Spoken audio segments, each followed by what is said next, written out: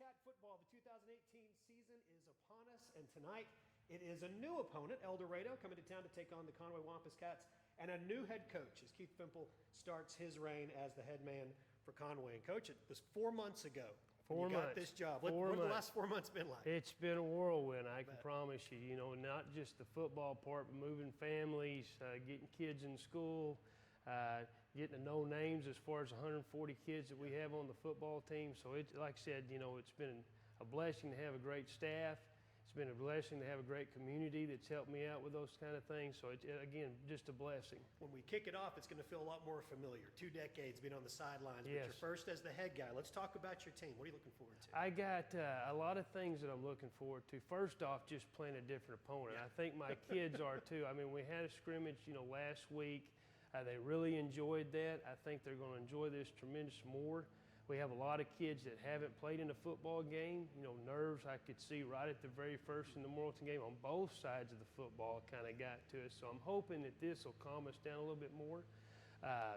Just hoping that the speed of the game, that we can step up with it, because they're very quick and athletic. They're physical down in Eldorado. So it's going to be a great test for us. That's what I was going to ask you next. Mm-hmm. We've never seen Eldorado, but you right. coached there. And what about I coached there. It's a great community. They're all behind the Wildcats. Yeah. Usually on Friday night, every seat is full, I can promise you. So, but they're physical. They have a lot of, up front, they probably got 3 guys that are going to end up with scholarships. Okay. They got one that's 6'7", about 295. That's already been offered by several schools. And then on top of that, they took a tailback and put him at quarterback. Okay. So now you're dealing with 2 different athletes. You got a tailback and a tailback at quarterback. Yeah. So it's going to be hard. You know, it's going to be difficult for us, but I hope that, you know, things work out. Offensively, they got a lot of speed, got some size up front. And again, just a good test for us where we're at right now and where we need to go. All right, we'll kick it off next, Coach. Thanks. Okay. Looking forward to it. Kickoff is coming up on Conway Corp Channel 5. At Conway Regional, every day brings new challenges and celebrations. And one of those celebrations is being named the #1 hospital in Central Arkansas for overall hospital care. While we're proud of our awards, our team is driven by something more. You. You're our #1. And for us, that's the #1 worth celebrating. One team, one promise. Conway Regional. At Conway Regional, every day brings new challenges and celebrations. And one of those celebrations is being named the #1 hospital in the state for orthopedic care. While we're proud of our awards, our team is driven by something more. You. You're our #1. And for us, that's the #1 worth celebrating. One team, one promise. Conway Regional. And we welcome you to John McConnell Stadium on the campus of Conway High School. Tonight, the beginning of the 2018 football season and the beginning of the Keith Fimple era. I'm Jeff Matthews, joined by Levi Gilbert. Stats, Scott Taylor is here. Justin is with us once again this year, handles all of the social media, things you're going to see throughout the night. And because we're live, the social media is a huge part of this. We're excited about being able to connect with you during the home games this year. Levi, a lot to look forward to at the start of any football season, but this one in particular with a brand new coach, only the 3rd time in 27 years that the Cats have had a new football coach. And you said it, Jeff. It's a new era, right? Yeah. New era for Conway football, new era for Conway Corp. We're doing all games live That's this correct. season. And let me tell you, Jeffrey, I am in a glass cage of emotions because I'm just so amped. I'm excited. I get excited at the beginning of the season no matter what, right? Yeah. But it's like what you said. There's just so many new big things happening for Conway Athletics, and it's overwhelming. Well, and one of the things that is not new is the young man that's going to be at quarterback, and that is Giovanni Johnson.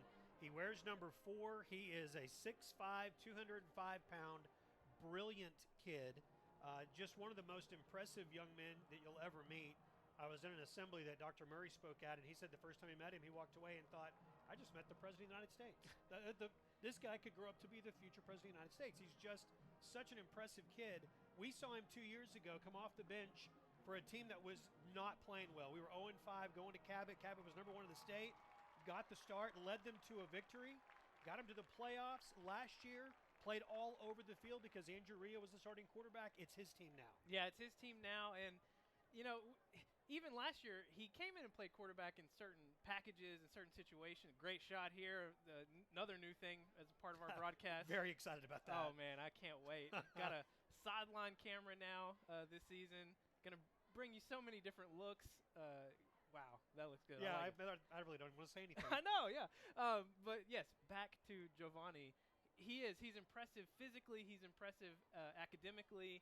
He's just an all-around good kid. And I tell you, if he's gotten just a little bit more accurate from, when we saw him as a sophomore and what he did last year, he's going to have a big year because he's got 2 big-time receivers. Nick Richmond and Will McKenna are both back. Will got hurt at the end of last year, but Nick Richmond, man, what a year Nick had. 60 catches, almost 1,200 yards, and 13 touchdowns a year ago for Nick Richmond. In the backfield, the question that people have been asking, who's going to take over for Michael George? Who's going to be the next Michael George? We may never see another Michael George, but Kerry McLean is going to get the bulk of the carries. Yeah, McLean, and then you've got junior Luke Bailey as well. I think it's not going to be quite like it was 2 years ago where we had 4 different backs coming in. I don't think we'll see that many backs in rotation, but it's definitely not going to be a one-man show like it was last year. On the defensive side of the football, we're seeing all new linebackers. And the linebacking core has always been impressive for the Wampus Cats. As far back as we can remember, and this is year number 18 for us, the linebacking crew has always been stout. This year, 4 new guys back there, but everything that we've seen so far through practice, through the scrimmage, through just any little research we've been able to do to try to figure things out before the first game of the season, this crew is going to be good. Yeah, looking at this team coming in, just so many unknowns, you feel like they've got enough production back on offense. They're going to score some points. Yes. They've got enough experience back on that offensive line. They're going to be able to protect Giovanni. The real question is, like you said, on the defensive side, this team lost their top 5 leading tacklers from last year. That's 519 tackles before you get to a Wampus Cat that was on the field last season. 2 of them are walking up the stands in front of us right now, Garrett Fusilier and Zach Friedel, who we remember from last year's team, walking up the reserve seat section here. They'll get to sit in the stands and watch this year's version of the Wampus Cats as they are getting ready to make their way out onto the field. And it's going to be an exciting season. If you haven't had a chance to meet Coach Fimple yet, you're going to love him. You're going to love him. He's great. Yeah, I mean, I hope you got to watch the preseason show that we did with him. Just a great overall personality and so much energy that he's going to bring to the defensive side of the ball. As he's more of a defensive-focused coach. I think that's where we're going to see most of the changes slowly over the season. I don't think we'll see it all happen at once. But, man, he is excited to be here. He's excited to have his first head coaching role. Yeah. And I'm excited for Wampus Cats fans because they got a good one. The captains for tonight's game at the coin toss at midfield are the 2 young men that Coach brought with him to the preseason show, Malik Benton and Giovanni Johnson. And there you see a look that we have never been able to show you in 18 years of doing Wampus Cat football.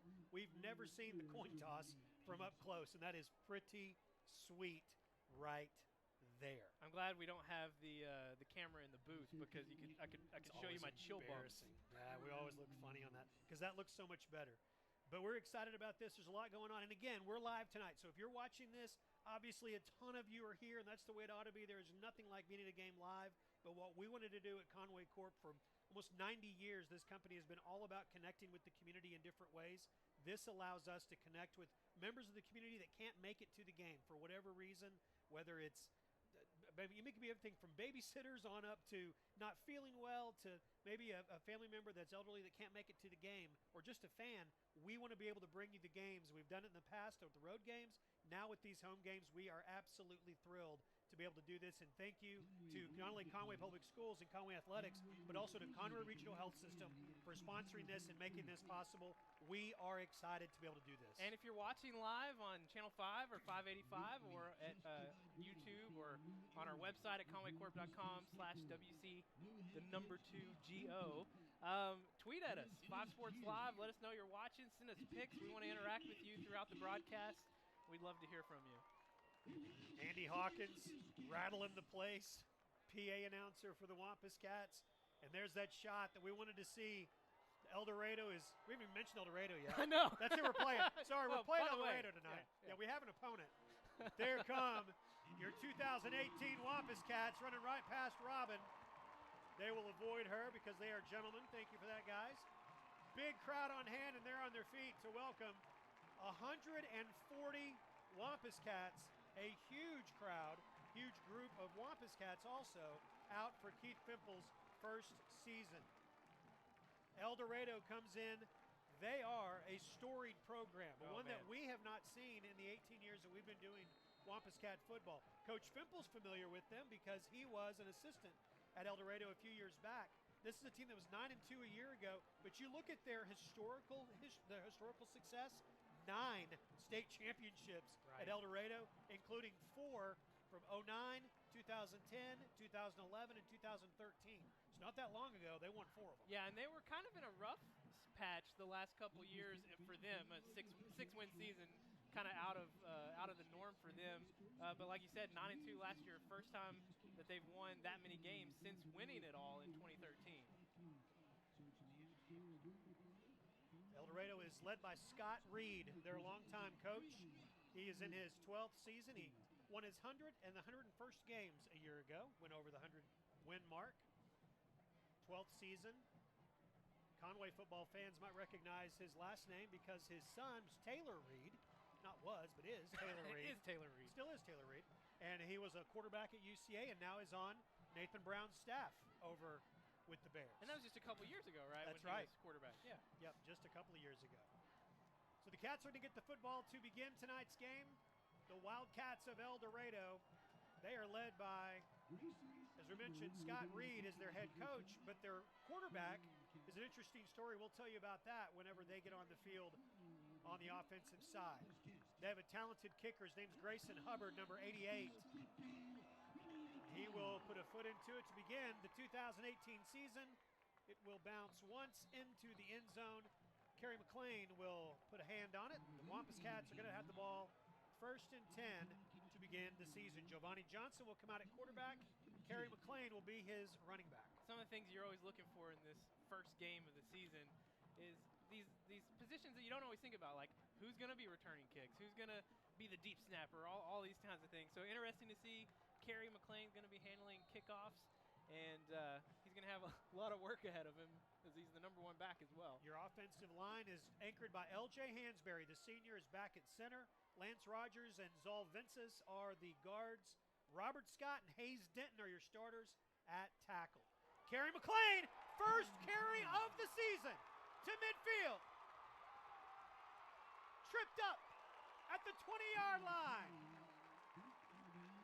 60-yard carry on the first play from scrimmage. He ran behind Hayes.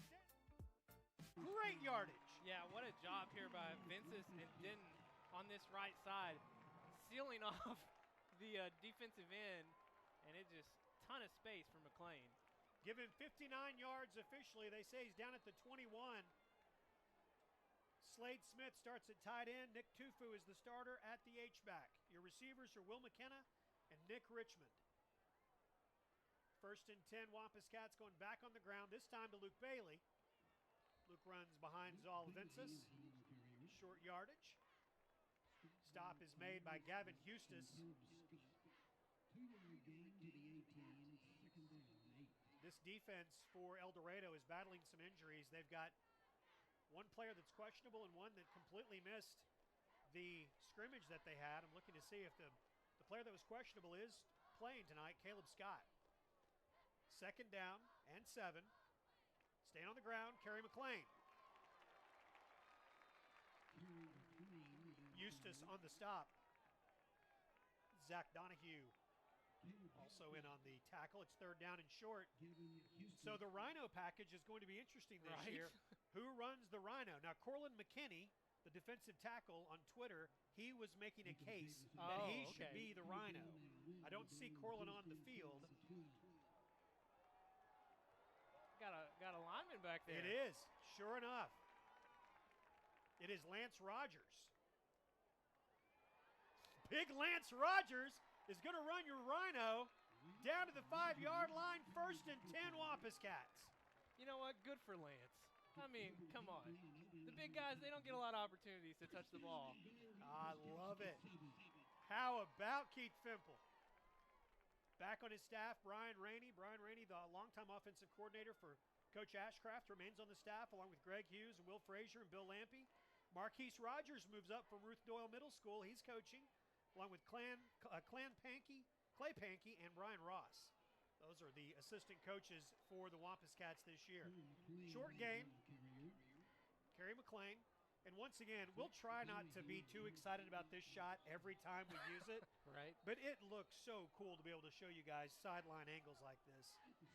And great job by the folks in the truck and everyone to make this happen. Yeah, I tonight. mean, a lot of work went into just tonight trying to make sure we got it on the air. All right, 2nd down and 6. That's Bryce Bohannon. They love him. He's a quick sophomore. First touchdown of the year goes to the sophomore, Bryce Bohannon. Well, so far, the Wampus Cats of 2018 looking a lot like the Wampus Cat offense of 2017, all rushing on this drive. And they took it all the way. It's Bryce Bohannon. They love him. They are He's very, very excited about that young man. First touchdown of the year goes to the With good sophomore, reason. Yes. Bryce. First time he gets on the field, he touches the ball and scores. Will Hogue is on to attempt the extra point. Nick McEwen will hold. And Reed Hughes is back once again this year to handle the long snap chores, and all of that worked very, very well. 9 minutes and 43 seconds to play in the opening quarter. The Wampus Cats get the ball and drive down the field. They lead 7-0. 30 seconds, and we're back on Conway Corp Channel 5. At Conway Regional, every day brings new challenges and celebrations. And one of those celebrations is being named the #1 hospital in Central Arkansas for overall hospital care. While we're proud of our awards, our team is driven by something more. You. You're our #1. And for us, that's the #1 worth celebrating. One team, one promise. Conway Regional. 9 minutes, 43 seconds to play in the opening quarter. And it's 7-0. The Wampus Cats lead, and there's a good look at the student section. It's jersey night, as you can see. Some Dukes, some school Phoenix Suns there as well. Nice. Will Hogue to kick off. And he does so down to the 5-yard line, and that's where Eldorado will get the kickoff and have a nice return. Really nice return. Out to the 43-yard line. Taking the ball back was Sean Livingston, and he is quick. 4.6 speed for the senior. Led the team in receiving a year ago.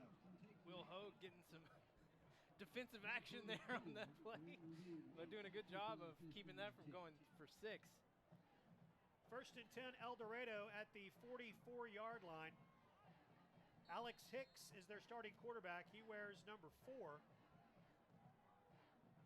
A year ago, he was their starting tailback and their best tailback a year ago.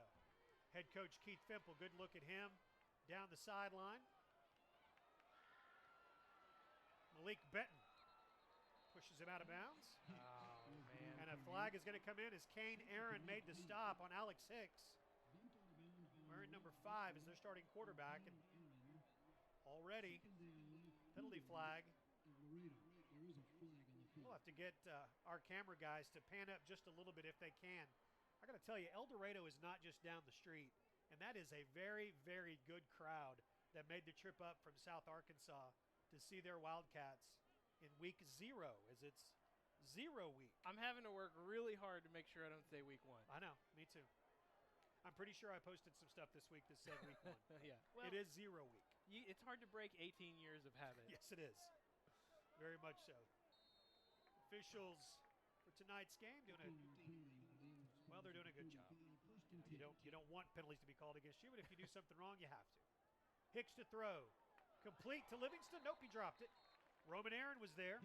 Roman Aaron and Malik Benton are in your secondary. Corlin McKinney, Tim Mosby, and Kane Aaron are the defensive linemen. Darius Washington and Randy Thomas. Randy Thomas, a new name for Wampus Cat fans. He is in the starting lineup, number 9, the corner on the far side. And then your linebackers, we talked about them replacing all starters from a year ago. Dwayne Smith, Reed Hughes, Parker Prock, and Peyton Hicks.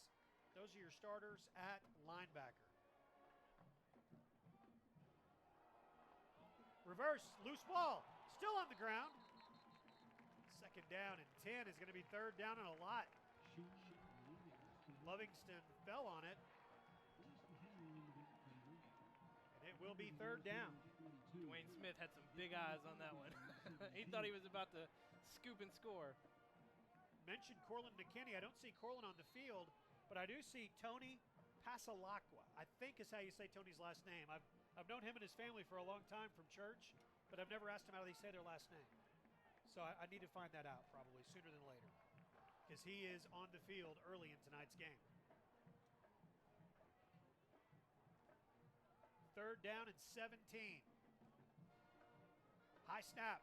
Hicks looking downfield, throws. Going to be incomplete. There are no flags, and it is fourth down for the Wampus Cat defense. Good job overcoming that penalty that gave the Wildcats a first down. It is 4th and 17. Again, if you're watching live, we would love to know it. I know my phone's lighting up a lot, getting some texts from friends that are watching tonight live, but we'd love for you to tweet at us. 5 Sports Live on Twitter. Use the hashtag WC2Go. Find us on Facebook as well. And I bet you there's some former Wampus Cats that are out there who are watching in parts well beyond Faulkner County tonight. Yeah, I know Matt Lloyd is up in Fayetteville. I don't know if he's watching tonight, but I know he's hoping to watch some of these games. We don't have as many games in Northwest Arkansas because we dropped Springdale from the schedule. Yeah. And we've got Bentonville coming here next week. Yeah, so a little different opportunity for those kids in Northwest Arkansas. And we've got some baseball players in Kansas that check in from time to time. Ryan Henderson out in Arizona likes to watch the road games. He's tuning in tonight. We'd love to hear from those of you who are watching this evening, wherever you may be watching online. Giovanni's pass is going to be intercepted. His arm was hit, and it was just a ball that was just up for grabs, and it's picked off and returned inside the 5-yard line. Pressure on him. And the ball was completely up for grabs and picked off by L.J. Yarbrough, and he returned it inside the 5-yard line, and it will be a short field for Eldorado. And he's being a little gingerly with his hand over on the sideline, so we're going to have to check that out. Seems like, I don't know if his elbow got caught when he was in his motion. Brooke Mines, the athletic trainer for the Wampus Cats, walked past him, and it seemed like she got whatever answer she needed, so she stepped away. So first and goal inside the 5 at the 2-yard line. Right up the gut, nowhere to go. Keontae Larry on the carry. 5'8", 170-pound senior. He's a load, and he went nowhere there. It's second down. Corlin McKinney, Tim Mosby, Tyree Ross, and Kane Aaron are your 3 down linemen, 92, 98, and 99. Reed Hughes is back. He saw some playing time a year ago. Parker Prock as well. The Prock family, great athletes. Peyton Hicks and Dwayne Smith on the outside there of the line. Second down and goal from the 2. Whistle and a foul. Oh, timeout. Scott Reed wants a timeout before they can do anything. So second and goal from the 2, 7:26 to play in the first quarter. We will take 30 seconds and come back on Conway Corp Channel 5. This is my home, and here's my hot water heater, located right above my living room. And here's the mess it made when it leaked. Really leaked. Kind of throws off the ambiance, don't you think? Well, I stayed calm and called the experts at All Clean Restoration. So here it is, my living room before the water damage and my living room after.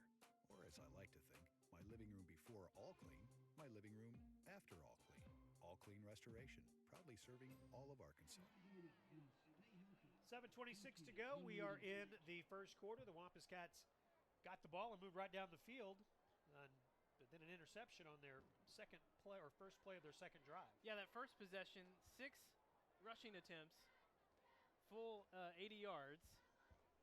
66 of that coming from Kerry McLean. Second possession, 1 pass, not going so great right now, but defense trying to get a stop, pick up that offense a little bit. All right, second down and goal. 2 yards out. Hicks going to roll out and throw, and it will be complete. Stephen Tollett makes the catch, and we are an extra point away from a tie ball game.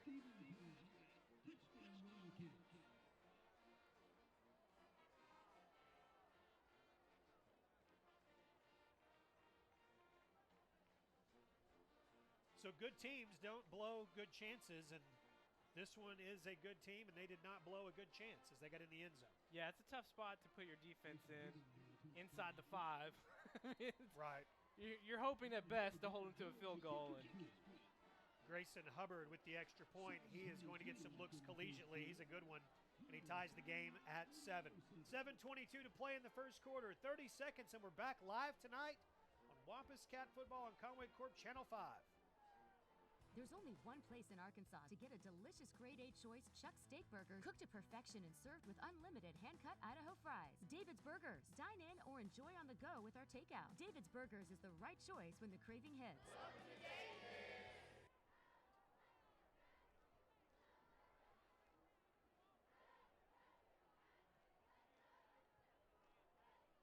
Tie ball game, 7-7. Opening night of the 2018 season. It is 0 week. Cats will play next week here against Bentonville, and then on the road in 2 weeks against Jonesboro, and then a week off before the 7-week run of conference games. It'll take a while to get used to, but yeah. I kind of like the way that the 0 week is being used by the Wampus Cats. Yeah, I like the For strategy. Yeah, by playing in week 0 and then just knocking out your non-conference games, getting a week off to rest, recuperate. You know you're going to have some injuries. It's kind of inevitable. Yep. But if you can get those players rested before you head into your conference slate, those are the games that really matter. Right. And so, yeah, there have been, I've been following kind of the different teams in the 501, and it's been pretty split right down the middle of teams playing tonight, or about half the teams have decided to play in week 1 and not take the bye the first Play week. 10 straight weeks. Yeah. And this has also allowed for some really interesting non-conference games. Obviously, all of these games are non-conference, but we'll tell you about some more of those involving teams for the 7A Central as we go throughout this evening. We'll do that at halftime. Handoff on first down to Kerry McLean, short yardage. Second down and 6, a gain of 4. Eustace on the stop. He is a good one. Second down and 6, just under 7 minutes to play, opening quarter. Giovanni Johnson has already received a scholarship offer from UCA. Also received a preferred walk-on offer from Arkansas. I was talking to Coach Fimple about him yesterday, and he said during spring ball, where schools are talking about the different big kind of regional schools that might come to watch, or even the big Power 5 schools, he said because of Giovanni's just excellence in the classroom, another way to say it, it was the Harvards and the Columbias and other Ivy League schools that were here looking at him during spring ball. It's not just in the classroom though where he excels. He's full scholarship opportunity to go play at UCA, and a former Wampus Cat quarterback is going to get the start there next Saturday as Braylon Smith is going to get the reins of UCA as a redshirt sophomore.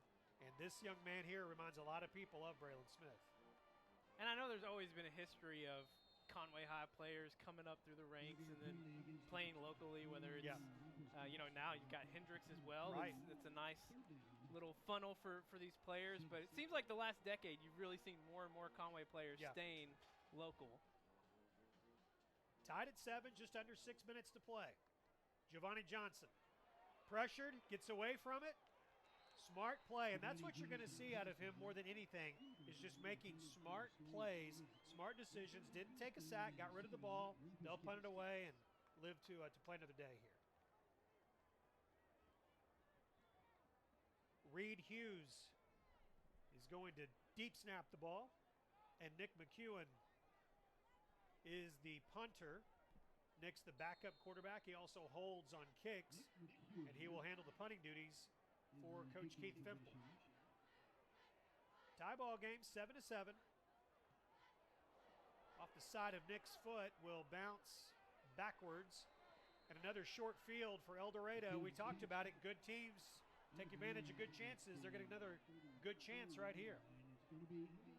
Yeah, week 0, working those jitters out. Right.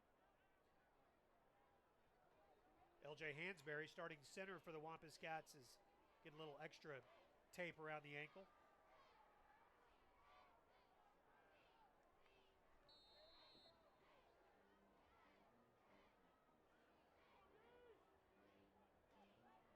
Defensive line, we're seeing them go pretty deep on the depth chart already. Jalen McEwen is in. We mentioned earlier Tony Pasalacqua, I think. I've got to find out for sure. Again, I'm going to feel bad every time I say it wrong. He's back in the game. We got it too deep from Coach Fimple, but both of those young men were not on it. It changed a lot. It changed a whole lot, yes. Cade White is in the game at linebacker. And it's got to be hard coming in to a brand new program, and especially on the defensive side where he is. Well, we'll pick this up after. Another timeout called here early. 5:42 to play in the opening quarter, 30 seconds, and we're back on Conway Corp Channel 5.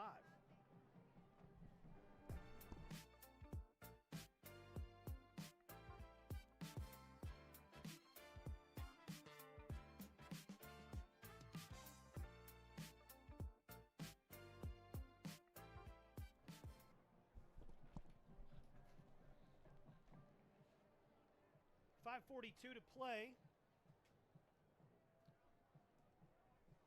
in the first quarter.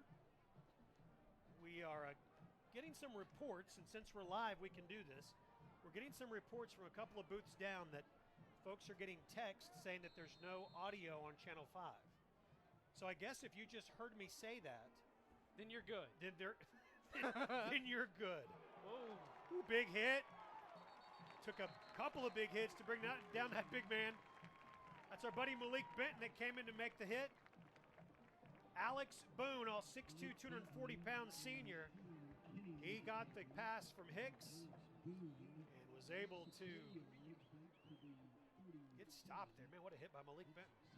Boone, one of their big targets, but Eldorado pulling out all the little trickster plays early here tonight.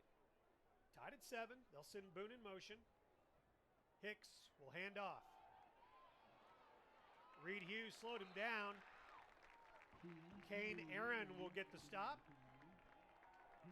And it is third down. Keontae Larry on the carry for Eldorado. What we've seen so far out of this linebacker core is they're playing downhill. Playing pretty good coverage. Here comes that money down. Third down and 15. Wildcats have had the short field twice. They scored once. Facing a third down and 14 here. Hicks rolls to his left, stops and throws back over the middle of the double coverage. It's knocked away. Roman Aaron, Malik Benton, those safeties back there providing the security, knocking it away, and it is fourth down. Smart job there, knocking it down to the ground, yes. Not tipping it up in the air, because you just never know where that might land in the end zone. Derek Job handles the punting duties. Talk about academics with Giovanni Johnson and many of the Wampus Cats. Derek Job, the young man that just punted for the Wildcats and just did that very well, carries a 4.5 grade point average going into the senior year. 4.5, that's a lot. Yeah, it's all these AP classes, man. They boost your GPA. I know. Where were they 30 years ago? Did you need? Not that it would. No. Did you need a boost? It wouldn't. I needed. I needed a booster. Yes, indeed. Our friend Bruce says he can hear us clear as a bell on Bruce YouTube. Henderson can. So Good. Thank you. That's yeah. good. That's what we need to know. If you can hear us, tweet at us. 5 Sports Live. We're getting some reports that folks are not hearing us. So if you are, that'd be helpful. Former Wampus Cat running back, also watching from Fayetteville. Giovanni Johnson, current Wampus Cat quarterback, picks up not a good snap and was able to get out to about the 8-yard line. Chaco. Yeah, Chaco. Kevin Chamorro's watching Chamorro. tonight. Nice. That's what it was. Good to hear I knew it was from him. KC, but I couldn't remember what the KC Kevin stood for. Chamorro. What a year he Man, had. yeah. That was a fun. That was so much fun. 2014. Yes. The Greenwood game. Man, how old do we sound right now? on our front porch. I know. Just rocking back and forth. Yep. Waiting on some sweet tea. Listening to the game. Except we're the ones calling the game. First and 10 for the Wampus. To be fair, yes, we're not used to being live at home. No. It's a different animal when It you're is. live, and we like it. Good animal. But it's week 0 for us too. We're working those jitters out. That's right. Handoff. Short gain after the 17. Mentioned the offensive line on the first series. Worth mentioning those guys again. L.J. Hansberry is back. He's a starter at center. And Lance Rogers got a start a year ago. He is on the left side, left guard. Robert Scott. Boy, big Robert Scott. And I say big. He's number 50. He is 6'6", 280. 6'6", 280 is our left tackle. He's going to move some people out of the way. And then Hayes Denton is the right tackle, which is exactly where Kerry McLean ran the first time he touched the ball and was able to go 59 yards. It'll be 3rd down and 5.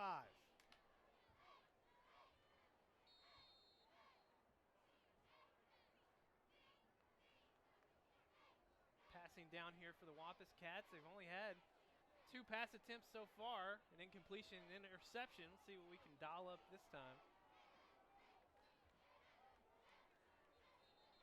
And another false start, this time on the right side.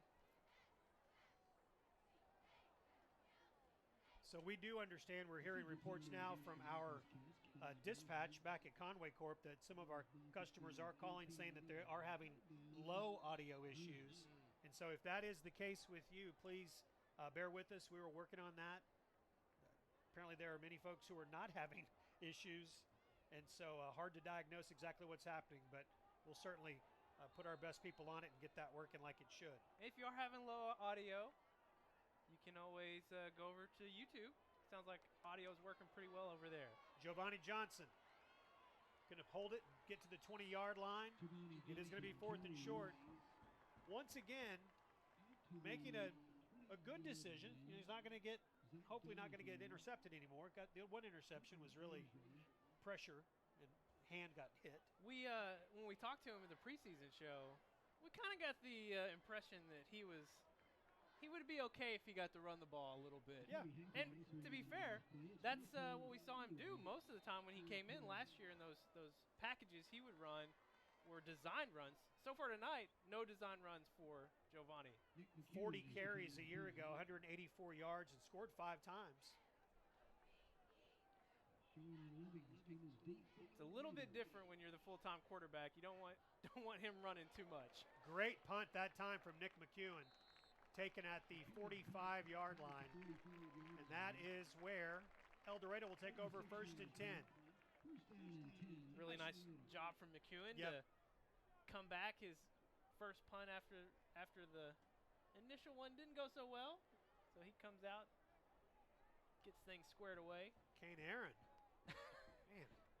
You know what? I don't even hear a song. I appreciate it. I was in a dancing mood before the game started. I did see that, actually. I even got Robin, our sideline camera operator, to dance a little bit. I have no video proof of it, but I wish I did. I did see you dance. Hicks will keep. He's their starting quarterback, and again, a year ago, he was their leading rusher.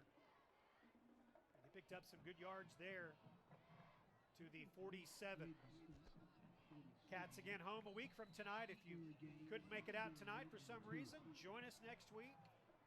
Home against Bentonville. The Tigers come to town. Offense gathered around Coach Brian Rainey. High snap. Loose ball. Hicks will fall on it, but a big loss. It's 3rd down. You mentioned Bentonville next week. It's nice to have these two really long, far away opponents come to Conway this year, but next year It's going to be an interesting start for the season. Pack a lunch. Yeah. Yeah. Some long drives. Very long drives next year. It's 2.5. I looked it up. It's 2.5 hours from Eldorado to Conway. Okay. But I imagine if you're on a bus, it's going to take even longer. At least, maybe 10 minutes longer? Maybe at least 10, yeah. Hicks. Rolling right and tossed out of bounds by Dwayne Smith. Dwayne Smith, a 5'10", 185-pound junior. And it is going to be 4th down. And that is the end of the first quarter. We are through 1 quarter of play, and we are tied at 7. The second quarter is coming up next following this 60-second timeout. 60 seconds, and we're back on Conway Corp Channel 5. At Conway Regional, every day brings new challenges and celebrations. And one of those celebrations is being named the #1 hospital in the state for orthopedic care. While we're proud of our awards, our team is driven by something more. You. You're our #1. And for us, that's the #1 worth celebrating. One team, one promise. Conway Regional. Helton's Wrecker U-Haul has the service you need. Whatever the automotive problem, Helton's has the diagnostics to repair it. If you're moving across town or across country, Helton's is your #1 choice for U-Haul in Conway. We have a wide selection of packing supplies for every aspect of your move. Also, we sell and install hitches. Call 327-4696 for a quote.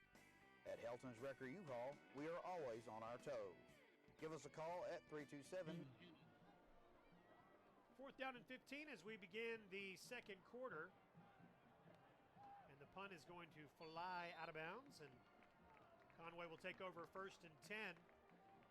It is a surprisingly comfortable night at John McConnell Stadium for August 24th. I know, right? Fully expected this to be 1,000 degrees. Yeah, I mean, we've been talking about week 0 all night. We didn't even break 90 today. No. So we dodged one for sure. Big time. It could have been a lot hotter. And it is a beautiful night. Moon rising over the stadium to the east. Student section full. They've got on their jerseys tonight. Couldn't help but notice a Red Sox jersey there at the start. Yeah, great. I bet you Love that. couldn't help that. Spotted that quick. Johnson throws. Pass complete to Slade Smith. Tackled at the 42-yard line. Moved the chains for the Wampus Cats. 1st and 10. Caleb Scott makes the stop for Eldorado. You talked about Parker Prock on the defensive side of the ball being a great athlete. Slade Smith, he's one I've been looking forward to seeing tonight. Good family. Saxon Smith, his brother played here. His dad, Chris, played at UCA. Carrying on the tradition. 1st and 10 for the Wampus Cats. We'll say hi to Nate Turner. Nate checked in. He's watching tonight. Wampus Cat a year ago, OBU Tiger this year. And Nick Richmond, he gets the carry. Close to a 1st down. Again, Nick, number 14 there on the left. He really came out of nowhere. Last year's stakeout game, I remember seeing 14 and thought, I don't know who he is, but he's good. Ended up being really good. 1,200 yards good and 13 touchdowns. And already this Conway offense finding ways to get him the ball, get the ball in his hands in a little different way. 3 wide outs to the right. Handed off to Kerry McLean instead. Kerry right up the gut. Great carry to the 29-yard line. Move the chains. They'll put him down at the 30. 1st and 10 Wampus Cats. It's a Conway Regional Health System 1st down. That blocking up front just filthy. Lance Rogers over on that left side going to the second level. Just getting his hands up in those pads. Sending him straight up. Yeah. Great block. 1st and 10 Cats. Just under 11 minutes to play in the second quarter. Again, between the guards. Pound the ball up the middle. Ball control. Use the clock. Deep threats are there. Team definitely has weapons on offense.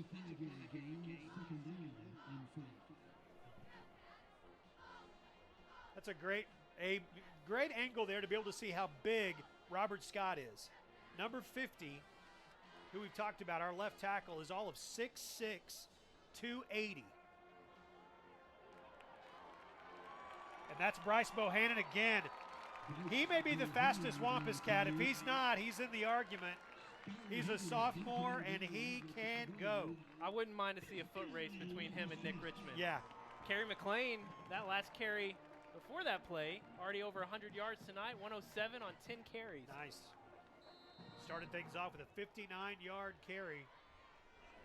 First play from scrimmage. Cats scored a couple of plays later, and they've stalled since then, but a good drive going now. Johnson. That's Luke Bailey.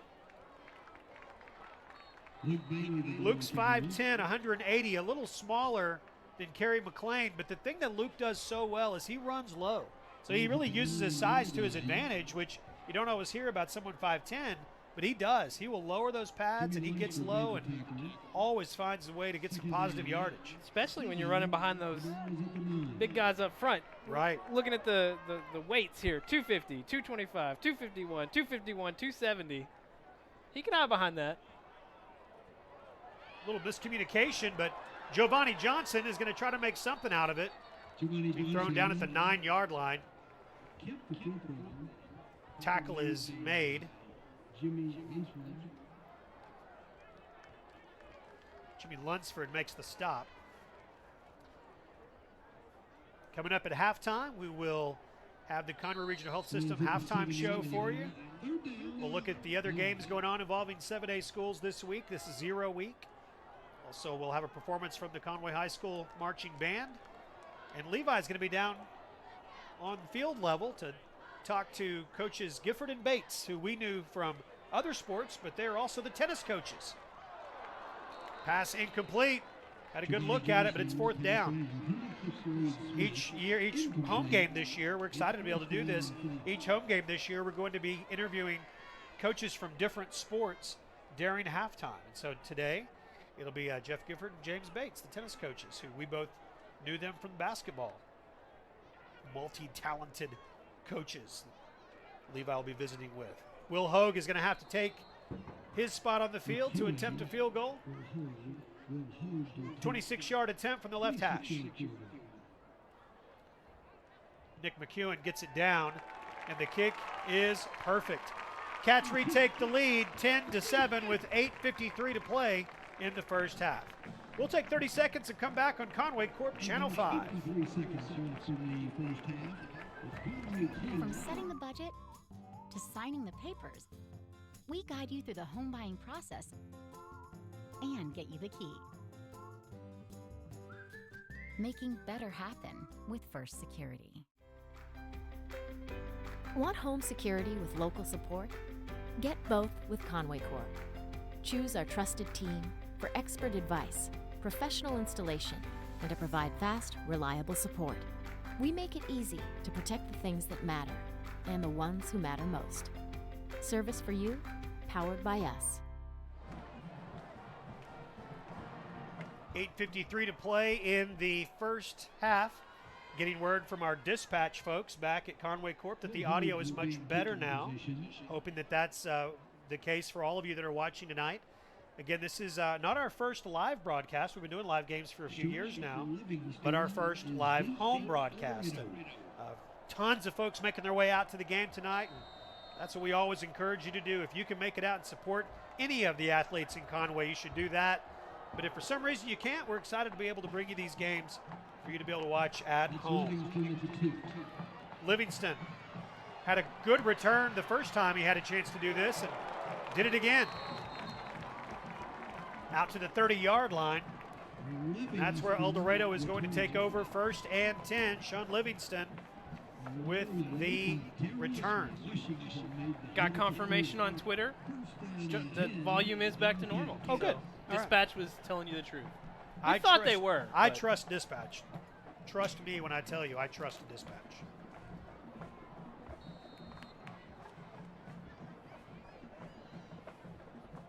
Well, I've been trusting this defense so far tonight. This Eldorado Wildcat offense, really not much to say.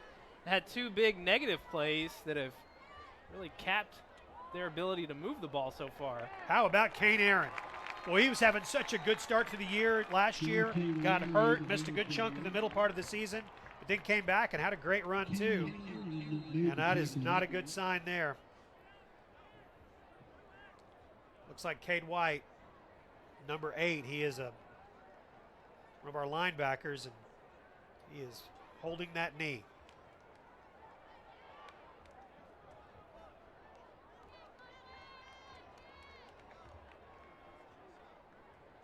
Training staff out, checking on him. And obviously in pain. And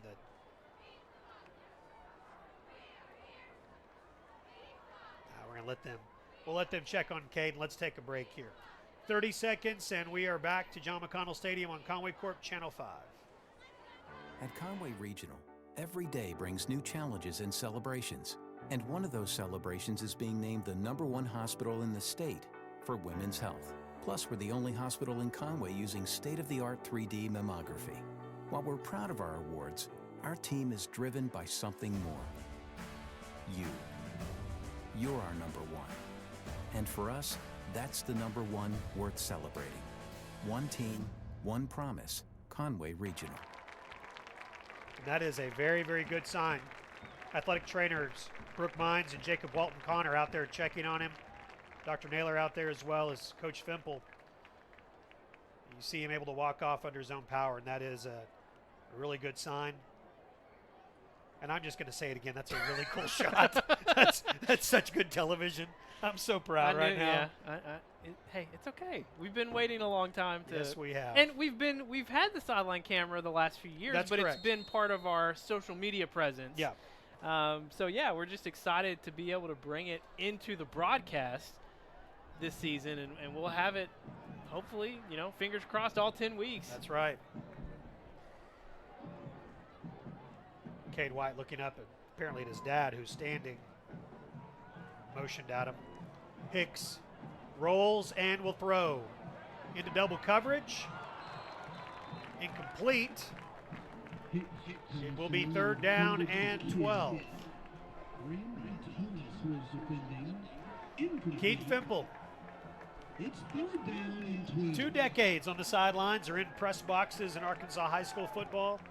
First time tonight being the head man. Yeah, you talked about the opposing coach. Reed got his 100th win last season. Coach Fimple going for win #1 as a head coach. And he's replacing Clint Ashcraft, who came very one close, win shy. Coach Ashcraft, as a head coach, won 99 games before hanging it up to become the athletic director, and been great to have Coach to still work with for sure.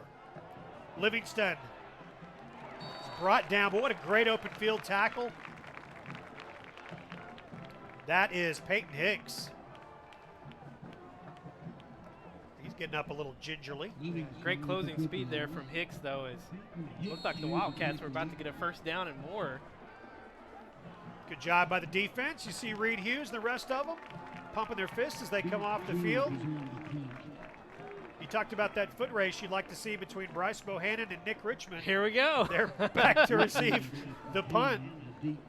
Reed Hughes fired up. That is good to see. He is going to be definitely a leader on that defensive side. Sophomore that played a lot last year, or as a sophomore and now a junior. Bryce Bohannon called for the fair catch at the 28-yard line. Check that, Nick Richmond did. So it'll be 1st and 10 there for Conway. You got to imagine opposing punters, as we get into the conference season, they're going to be thinking twice about kicking to either side. Yes, because it's hard to hide the speed. So if you're watching any tape of the Wampus Cats, you're going to see 20 and 14 leaving a trail of those little black pebbles and know that those guys are quick. Last possession, Conway opened with a pass and a first down. We'll see what they can do. We'll stay on the ground to the 33. Look at Robert Scott still blocking, working on Jacoby Hankton, their end. Jacoby Hankton, 5'9", 215, matched up with 6'6", 280 Robert Scott. It's not hard to tell which one's Robert because he's about a head above everybody. Everybody. He reminds me of Gentrell Taylor from a few years ago, and exactly the same size. He was 6'6" also, or number 50. 6.5 to go in the first half. On the ground again. Kerry McLean running hard, move the chains for the Wampus Cats. A Conway Regional Health System first down. Football at the 43-yard line.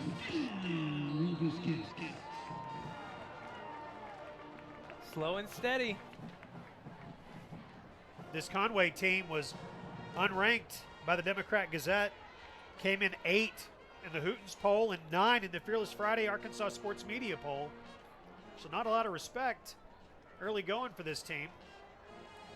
They didn't really get a lot of respect last season That's either. true. I mean, you know, they finished 3rd in the 7A Central. And so if you just look at that, you think, well, I mean, it wasn't the greatest year, but they went on a run in the playoffs. Right. And by the way, they were number 3 in the Central. The other 2 teams, all 3 of them, were in the semifinals. That's right. That's right. On Black Friday. So it's turned into a really brutal conference. There's Bohannon again. Bryce Bohannon to the 39-yard line. Move the chains for the Wampus Cats. It's a Conway Regional Health System first down. And Bryce Bohannon continues to show exactly why folks are excited about him.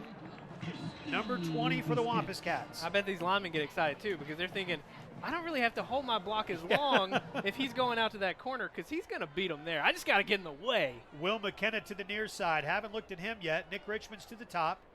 This is the set with Slade Smith as tight end and Nick Tufu as the H-back. And the handoff to Nick Bailey. Correction, Luke Bailey. Luke gets low to the 35-yard line. Second down.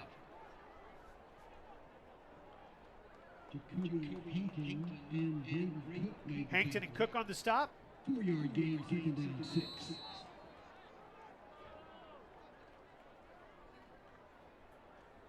Good look at the Cats there. Giovanni Johnson, number 4.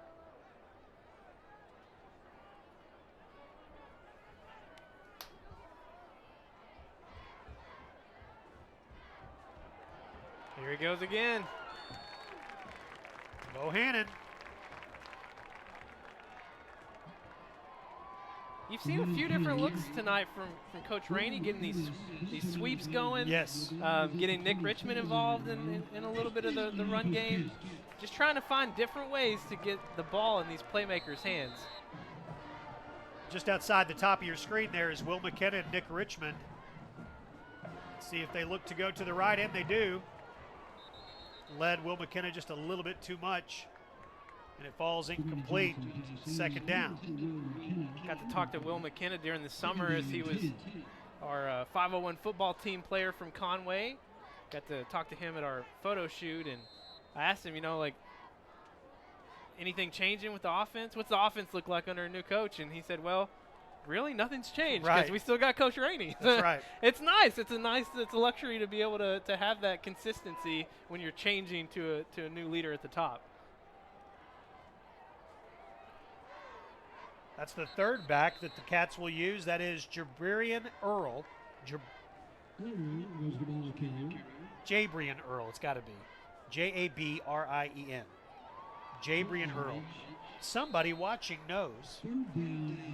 Give us the You can give us some live feedback. the pronunciation guide. Get that on Twitter. 5 Sports Live. Jabrian, Earl I've got. I can do Earl. Johnson, the throwback. Kerry McLean cut upfield, and Giovanni Johnson thought he was going to go more to the sideline instead of to the numbers, and it's incomplete. Well, to be fair, he just didn't have enough time to really let that play develop. He had to get the ball out of there a little faster than he wanted to. We saw a 26-yard field goal earlier from Will Hogue. A little longer one here.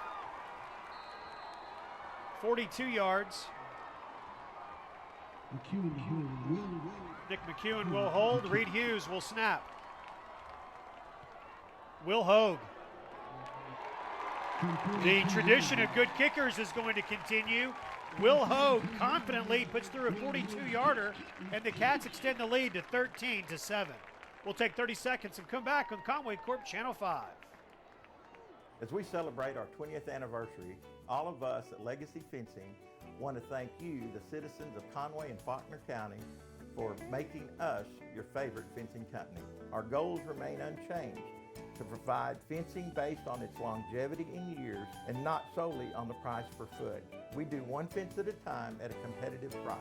For 20 years now, Legacy Fencing has been turning first-time customers into returning customers. That's the Legacy difference. Picking up where Jordan Wicks left off a year ago. Jordan made everything. Now he's pitching for Kansas State up in Manhattan, Kansas. Will Hogue with a couple of early field goals and some good kickoffs. I talked about it at the beginning of the game. You know, these positions that people just don't think a whole lot about. You know, yeah, we're going to know who the quarterback is. We're going to know who the running back is, all that stuff. Yeah. But it's who's on special teams. Because a lot of times in games, it's these players that make a big difference. And Conway's had such a rich tradition this past decade of having these very accurate, very strong-legged kickers. Well, you got Matt Cummins, who's kicking Oh, at man. UCA. You got Thunderfoot. Christian Underwood, who has kicked collegiately, who's going to make another run at that. So, yeah, it's been, and that's just the two that come to the top of my mind along with Jordan. And now Will Hogue kicks it into the end zone. Good. So 13-7, 3:57 to go. Good to hear from so many former Wampus Cats that are watching tonight. What are the numbers showing you that stats put together? The numbers are a little strange, honestly. I don't know if I should trust Scott or not. No, I'm just kidding. I trust Scott. Wampus Cats 206 rushing yards, only 13 passing yards. So a little one-sided on that side of the ball.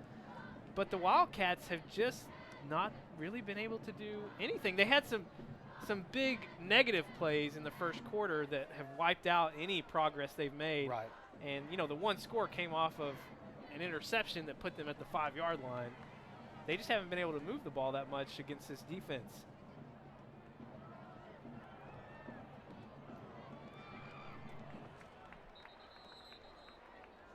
(13-7) is our score. Just got a tweet with an audio file that says a little, or a message that says a little help with the pronunciation. Oh. But I'll have to listen to it to know. So I'll try to do that before Jabrian. Next break. Yeah, definitely. But Isn't it thank you, nice whoever that was. Getting Thank that you. instant feedback? Yeah. We love it. Handoff. That's Larry. He's got some good speed, 4.6. He is ridden out of bounds. Darius Washington with the stop, but not before first down is gained. Yeah, Larry just 284 yards last season for the Wildcats, but average 6.6 yards per carry. So very efficient, very dangerous back for these Wildcats. Really first big offensive play they've had here in the first half. Coach Brian Rainey standing there to your left. The offense gathered around him. See a good group of fans behind him. Stands are packed as you would expect on opening night.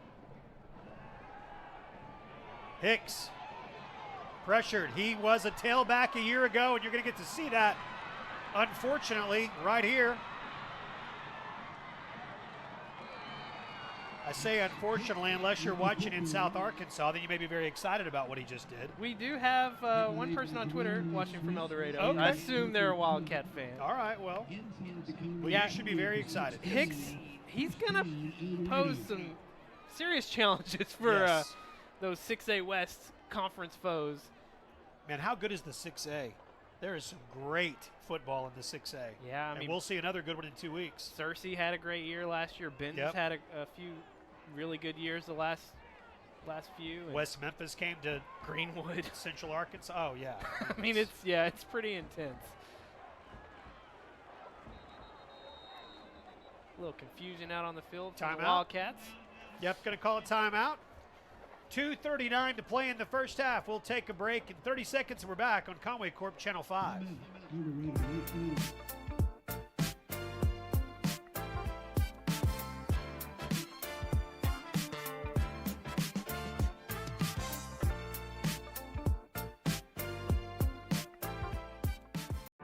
At Conway Regional, every day brings new challenges and celebrations.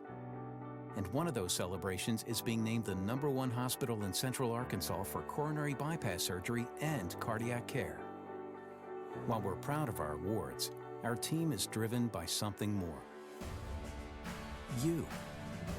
You're our #1. And for us, that's the #1 worth celebrating.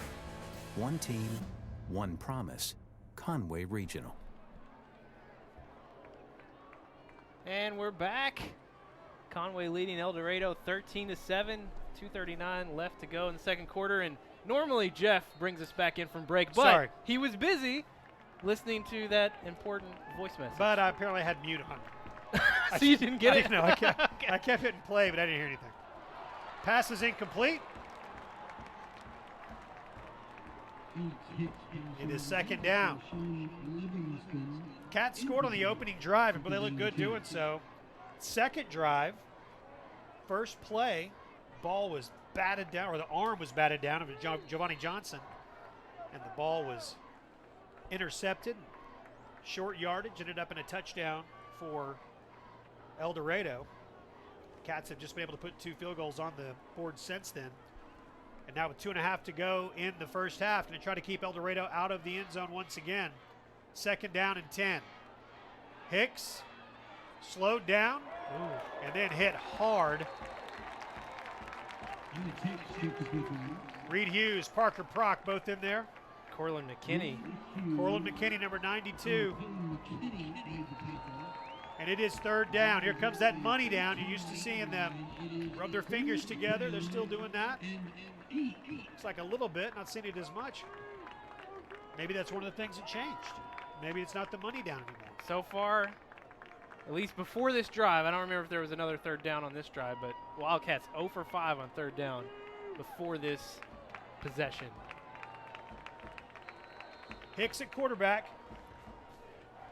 He's got Keontae Larry next to him, but instead there's going to be a whistle and a foul first. Penalty called.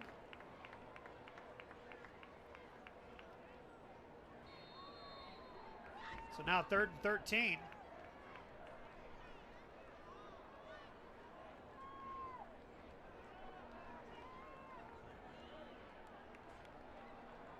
Riley Morales is in the game, number 3 at linebacker.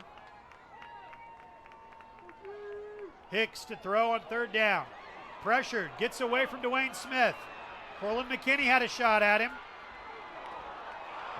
Gets away from that. And is he in? I'm going to say he was just short inside the 1 yard line, but well, absolute magician by Alex Hicks to get away from all of that. And you saw a great angle of it there from that sideline camera. Hicks is pushed into the end zone. There's the sign. 1 yard carry. And they're tied at 13 with 1:09 to play in the first half. Back-breaking play on 3rd and long. Conway Wampus Cat defense been so good up till this drive. Yep. Hadn't been giving up big plays, and big plays hurting them here. Hubbard is their place kicker. He's a good one. High snap. And the kick is good, and the Wildcats take a 14-13 lead with 1:09 to play in the first half. We'll take 30 seconds and come back on Conway Corp Channel 5. I take a breath, I'm not gonna lose. This is what I came here to do. I was made for this. I was made for this. Born in the wild, formed in the fire, built for the battle. I was made for this. I was made for this. I was made for this. That's right, all games live this year. Really excited about that. Live tonight, live every Friday night, except for the one Friday night that we're all off. That's going to be so weird for us. So weird. I've been telling everybody about it because, I mean, of course, we've talked a lot about week 0, but part of that is having that bye week. Yep.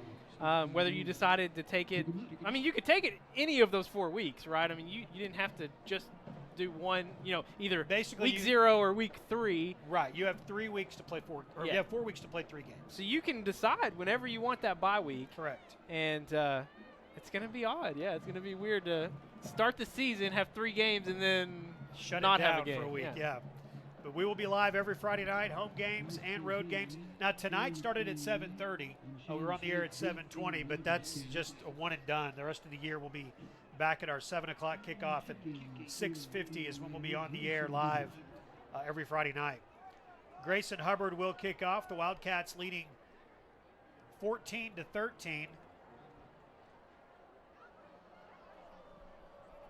This is a very, very good team and a great program that Scott Reed has brought to Central Arkansas. They've got the 1-point lead as we approach the last minute of the first half. Big return.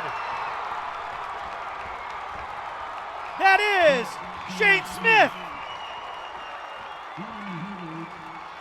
Shane Smith took the short kickoff. They tried to keep it out of the hands of the Speedsters back at the goal line. Shane Smith took it, fought through some defenders, and goes the distance, and the Cats retake the lead just seconds later. He found a small lane, went full steam ahead, and then, like you said, took on a lot of contact. It looked like 2 separate times he would go down, and he just finds a way to jump through both of those tackles. Special teams coming up big tonight for Conway. Extra point by Will Hogue is good. 3 for 3 on those. 56 seconds to play in the first half, and it is 20-14. Cats retake the lead. We'll take 30 seconds and come back on Conway Corp Channel 5.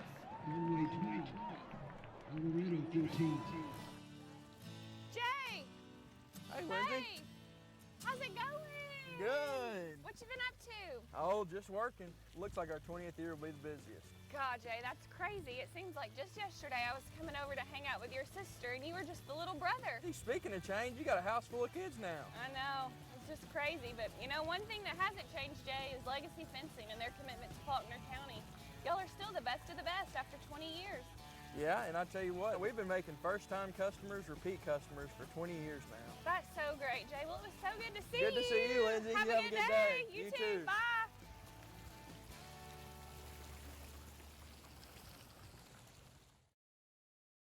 We're honored to be celebrating 20 years of service to the Conway community. As Conway has grown in the last 2 decades, so have we. Thank you for allowing us to be your first choice in all your fencing needs. Kick is taken at the 15-yard line. Flag comes in. A big hit, but we'll see what the flag's all about.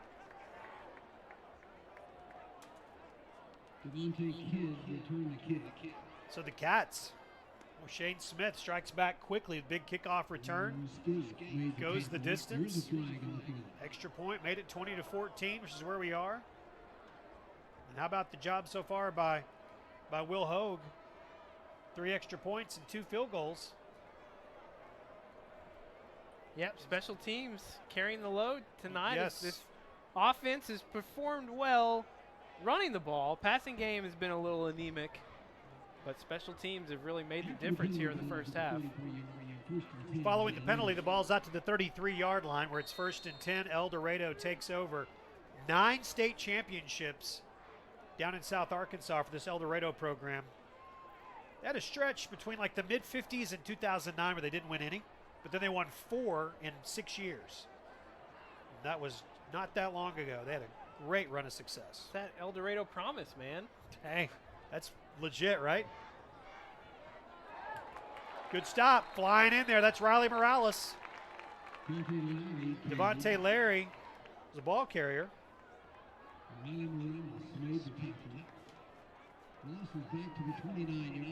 Jack Pillow, former Wampus Cat, watching the game nice. tonight from Arkadelphia. Yeah.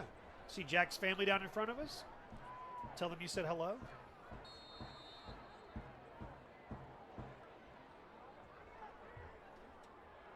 A lot of Wampus Cats getting a chance to play some college football around the country. Was it Jack? Was it Jack that one night that had to change jerseys so he could play tackle Indeed. or something Yes. like that? One of the most confusing nights ever. Final play of the first half. Gonna have to get him out of bounds. And he finally does get knocked out of bounds. And that is going to do it for the first half. Good first half of football, exciting. There's the stands. There's us, the middle booth, where you can see us waving. Good to see you down there. Robin, great job with the sideline camera. Levi's going to head down to the field, and he's going to interview the tennis coaches, Jeff Gifford and James Bates, in just a few moments. We'll look at what's happened in the first half. We'll also take a look at what's happened this week in Wampus Cat Athletics. Also performance from the Conway High School Marching Band. That's all coming up. Part of the Conway Regional Health System halftime show. It happens now on Conway Corp Channel 5. Hi, I'm Dr. Greg Kendrick with Conway Regional Health System. Conway Regional has been an important part of this community since 1938, providing excellent care with skill and compassion. But we're not just a hospital. Let me tell you about some of our fantastic facilities and services. Located off of College Avenue, just a few blocks down from the medical center, Conway Regional After Hours Clinic is equipped to handle a wide variety of problems for patients of all ages. If you need urgent care, and it's after work or on the weekend, the Conway Regional After Hours Clinic is open 7 days a week with no appointment necessary. Conway Regional After Hours Clinic, your best option for after-hours care. Located on Robinson Avenue next to Laurel Park, the Conway Regional Rehabilitation Hospital is one of only 4 licensed inpatient rehab hospitals in the entire state. Patients are cared for by specially trained staff under the direction of an on-site physician who specializes in rehabilitation medicine. Conway Regional Rehab Hospital, your choice for comprehensive care to bring you one step closer to home. With 4 locations in Conway and Greenbrier, some with extended clinic hours, our dedicated team provides therapy services, including physical, speech, and occupational therapy, aquatic therapy, cardiac rehabilitation, sports outreach, and pelvic floor rehabilitation. At Conway Regional, we are committed to providing all of our patients the highest quality of care. All right, it is 20-14 is our score at halftime as we are live tonight. And the Wampus Cat High School dance team and the cheerleaders are going to be performing. Looks like they are on the field now. We'll see if we can hear a little bit of their performance.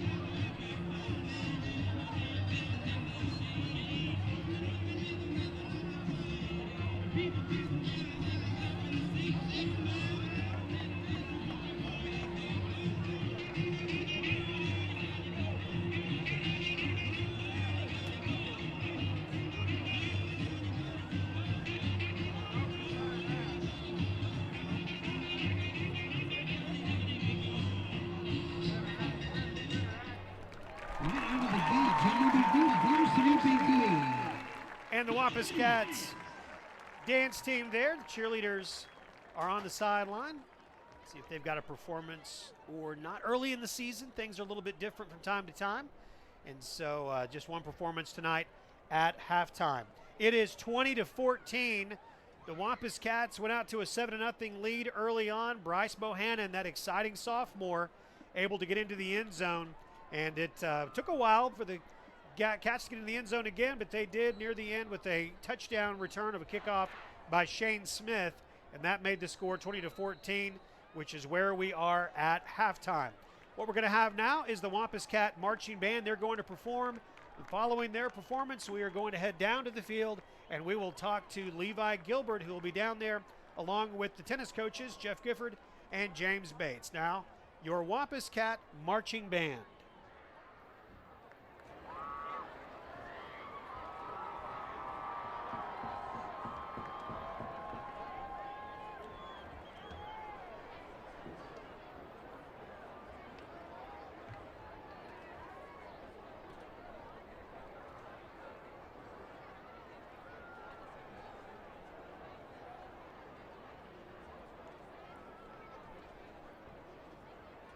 Ladies and gentlemen, for your halftime entertainment, we proudly present the Conway Wampus Cats Marching Band. This year's show features the music of the Beatles and is titled Beatlemania. And now under the field command of drum majors Riley Parker, Chris Walters, and Johnny Jones. The band will perform Magical Mystery Tour and Lady Madonna. And now, the Conway Wampus Cats Marching Band.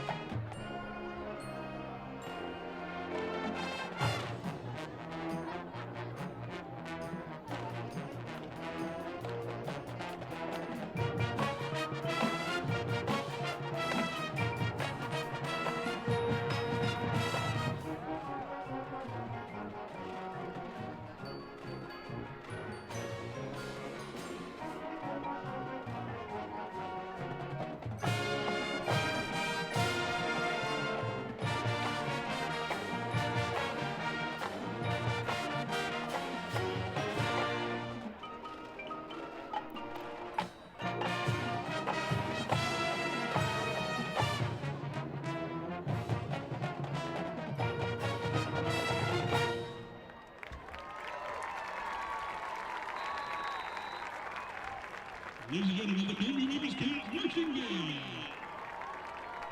Band is under the direction of Robert Randall. And the Wampus Cat Marching Band early on in their season, showing us just the beginning of their performance. We'll see it grow as the season grows, and just like everybody else, early on, week 0 for the band. And nice job, the Beatles theme that you'll hear from the Wampus Cat Marching Band this year. All right, it's 20-14. It is halftime. And we are going to go down now to the sidelines. And we have got Levi Gilbert, who's normally in the booth next to me. He is sidelines live right now, along with the tennis coaches. Some faces that you'll recognize from the basketball court. James Bates and Jeff Gifford. Levi.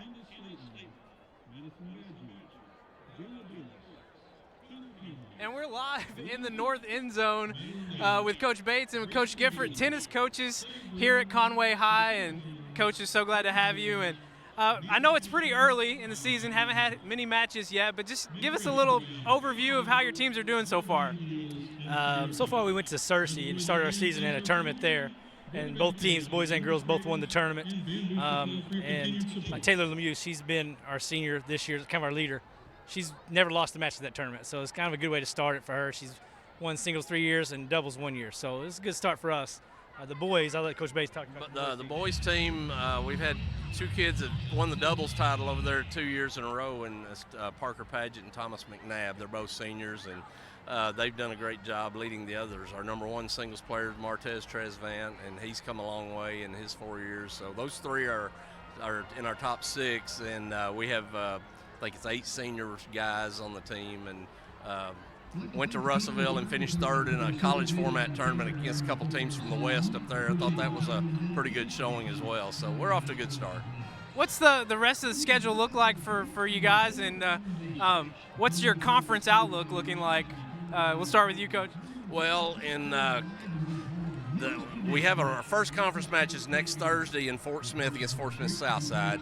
After that, the rest of our matches are pretty much on Tuesdays and Thursdays at home here across the street in the new Conway Tennis Center, which is fabulous. For the guys, the boys, probably the favorite, Catholic High, with the 3-time defending state champions at Catholic. They're really tough. We hope to be somewhere in the middle of the pack battling in there too. Girls. Yeah, on the girls' side, 2 years ago we won conference, and last year we were playing for the conference championship. The last match got beat. So this year I think we have a chance. Probably be against us in the south side, I would assume, again, if I was looking at who we have on the lineup. You know, we have 8 seniors. 8 of our top 9 are seniors. So the leadership's there. Now it's just got to get out there and compete and prove that we're a senior leading team. So we're excited about it. You got a chance right now talking directly to Conway fans. When's the next time they can see your players in action? And what do you want to say to fans to get them out in the stands? Yeah, the other night we had that Meet the Cats night, and when we put 35 kids out here, everybody's like, okay, excitement's growing. We got that new tennis facility over there, and excitement's growing, so that's exciting for us. Our first conference match is at Southside next Thursday. It's a away match. Our next home match is against Van Buren and Cabot on Tuesday, that following Tuesday. And then our next conference match will be on that Thursday against North Little Rock. Luckily, almost every Tuesday, Thursday, we have home matches. We only have one more away match. With the new facility, we scheduled as many home matches as we could. Yeah. So pretty much any Tuesday, Thursday, if you want to come out and support the Cats, we'd love to have you over there. There's no gate fee. Just come on in and cheer us on. It'd be awesome. It's a fabulous facility, and I think everybody enjoy being out there. It's just a nice place to watch. Yeah. Coaches, thank you for joining us here at halftime, live at home here on Channel 5. And like you said, great facility. Get out next Tuesday, not what Tuesday again? What day? Next Tuesday, not this coming. We have a match Thursday, but it's an away. Okay. So Tuesday after Labor Day. Come on out. Tuesday after Labor Day, you'll have Monday off. You'll be nice and rested. So come out and support these other Wampus Cat Conway athletics here. We're going to take a break. Back with third quarter action. After this 60-second break, you're watching Conway Wampus Cat football on Channel 5. Yeah. At Conway Regional, every day brings new challenges and celebrations. And one of those celebrations is being named the #1 hospital in Central Arkansas for overall hospital care. While we're proud of our awards, our team is driven by something more. You. You're our #1. And for us, that's the #1 worth celebrating. One team, one promise. Conway Regional.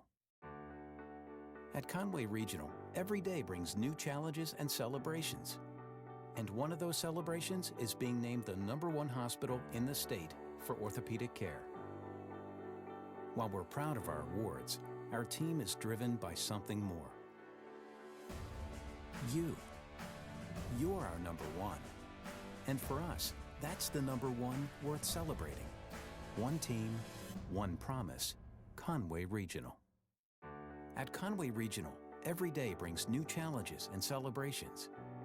And one of those celebrations is being named the #1 hospital in Central Arkansas for coronary bypass surgery and cardiac care. While we're proud of our awards, our team is driven by something more. You.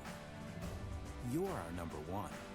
And for us, that's the #1 worth celebrating. One team, one promise. Conway Regional. At Conway Regional, every day brings new challenges and celebrations. And one of those celebrations is being named the #1 hospital in the state for women's health. Plus, we're the only hospital in Conway using state-of-the-art 3D mammography. While we're proud of our awards, our team is driven by something more. You. You're our #1. And for us, that's the #1 worth celebrating. One team, one promise. Conway Regional. 20-14 is our score. You see the stands where the Wampus Cat Band usually sits. After their performance at halftime, they get a little bit of a break and get the third quarter off actually too. So they will get a chance to stretch their legs a little bit. And this gives you a perfect time to stretch your legs a little bit because of the shortened halftime show from the band and only one cheer instead of both cheer and dance tonight performing. We've got a little extra time. So we want you to have this chance to now get up, stretch your legs, run to the restroom, get something else to eat and drink, whatever it is that you are needing before this third quarter begins. We've got a few minutes, so let's do that. We're going to put some slides up on the screen that'll give you some information about the Wampus Cats actually supporting Wampus Cat Athletics. If you're a business owner and you'd like for your company and your customers to be able to see these broadcasts and see your advertisement as part of these broadcasts, there's a way that you can do that, and you'll find out more about that as you get some information that's right here. So let's do that. Everybody stretch your legs, get up, walk around a little bit, and we'll meet back here in about 5 minutes and have the third quarter for you. It's a good one tonight. The opener, Conway 20, Eldorado 14. It's Conway Corp Channel 5.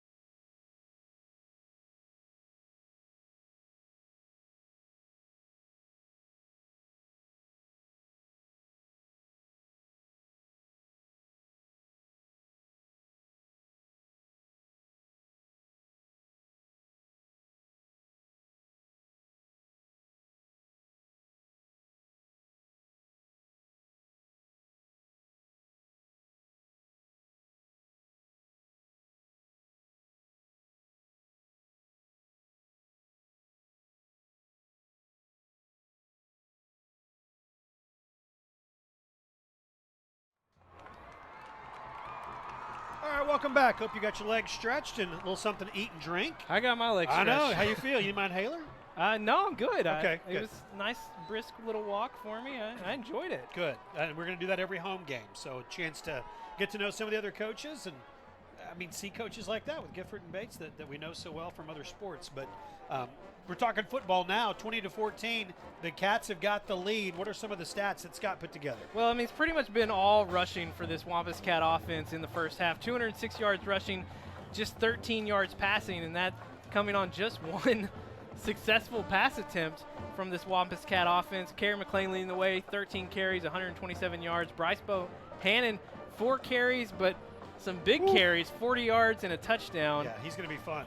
Yeah, he's been doing well. This Wampus Cat defense has held Eldorado to just over 100 yards, total yards in the first half. And most of that came on their last offensive possession. Yep. Or, well, next to last offensive possession before the end of the second half. They have 98 yards rushing. Good to see Cade White, number 8. He was injured earlier, walking around there by Coach Fimple. Keith Fimple, his first halftime locker room speech as a head coach. I did get in the elevator with, 2 of the coaches. Nice. What'd you find out? Well, I got on. They were coming down from the 3rd to the 2nd floor. I got on, and I said, hey, I'm going to hop on with you guys, being friendly. Thanks. And one of them said, I'm just to be honest with you, I'm going to get off here really fast. And so I was like, okay, I'll just hide over here in the corner. Yeah. And get out of your way. Wow. But we were going to the same place essentially. Yeah. And so I was kind of using them as my my offensive lineman. Yeah, I was just kind of hiding behind them, drafting, I think is what they say. But I didn't recognize these coaches. I assume maybe there's some new coaches that there are a few new ones, yeah. That Coach Fimple brought in, and they had to sprint. They were booking it to get over across the way into the locker room for that pep talk. We talked about this 0 week and the Wampus Cats, of course, playing it out against Eldorado. But there's some other interesting matchups. Earlier this week, West Memphis came over to War Memorial Stadium and played Little Rock Central and just handed it to the Tigers. 35-0 was the final score. Little Rock Central has a new head coach for the first time in a while. Last night, Springdale hosted Joe T. Robinson, and Springdale got the win, 48-28. Garrett Vaughn, their talented running back, over 200 yards on the ground and scored 5 touchdowns last night for Springdale. Tonight, our game, of course, Rogers Heritage is in Fort Smith Northside. Fayetteville is playing in St. Louis, Missouri. Bentonville West is over at Owasso, Oklahoma. Owasso is the defending state champions of the big schools in Oklahoma, so that's a really big game. And Bill Blankenship is their head coach, who was the head coach at Fayetteville a couple of years ago. That name might sound familiar. And if I understand correctly, part of the purpose of Week 0 also was for these mostly Northwest Arkansas teams that are playing out of state. The out-of-state schools have already played sometimes even 2 or 3 games before correct. We're playing our first game. And so I think some of the strategy was, too, that, we would be a little more up to speed when we're playing out of state. It's so much easier from a competitive standpoint for some of those schools to make a trip over to Tulsa or up to parts of Missouri as it is to try to come to Central Arkansas. And quite frankly, do you want to play a lot of teams from the other 7A side because that you might once see you later. get to the playoffs, right, you're going to see one of them in the first round most likely. So anyway, interesting thing. Yeah, that's part of what 0 week was all about. But the most interesting game is going to be tomorrow, and it's not Bryant Benton. It's not the Salt Bowl. It's North Little Rock playing Booker T. Washington out of Tulsa. They won a state championship of the second level down to 6A. North Little Rock won our state championship a year ago. They're playing in Bentonville High School tomorrow at 4 o'clock before Bentonville and Midwest City play another Oklahoma school. So, yeah, that Bentonville or North Little Rock Booker T. Washington game is very intriguing to see what North Little Rock's got back again this year. Well, go Booker T. That's all I got to say about Tulsa, that. Washington.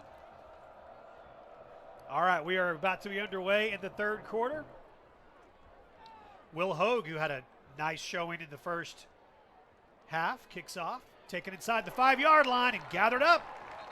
Tackled at the 7, and it is going to be 1st and 10 there. Well, gave him a great spot out to the 10-yard line. Another name we're going to need some pronunciation help with. Yes. Juan Scaife. Scaife, I got that. Oh, it is Scaife. Okay. I got one. I wasn't Scaife sure if it all was day. Scaife or Skype. It's Scaife. All right. Now, we do have new Channel 5 sports intern Mason Choate, who is in the booth with us. And so we may lean on you for some pronunciation of some names. So he gave us a nod. So Well, Scaife has made 2 big tackles. Of course, he did have the face mask on the first one, but he's been making some plays out there on special teams. Hicks is their quarterback. Alex Hicks will hand off. Uh-oh.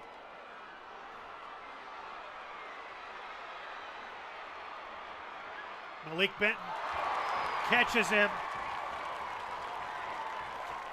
What can you say about Malik? Oh, man. Keontae Larry, 5'8", 170-pounder. He's got 4.6 speed, and he was in front of Malik Benton, who never let up, dove, caught him, and brought him down at the 10. And Eldorado may still put up 6 points on this drive, but that just shows you the character of Malik Benton. Without a doubt, which is why he was a captain tonight and why Coach brought him to our preseason show a few weeks ago. 80-yard run to begin the second half.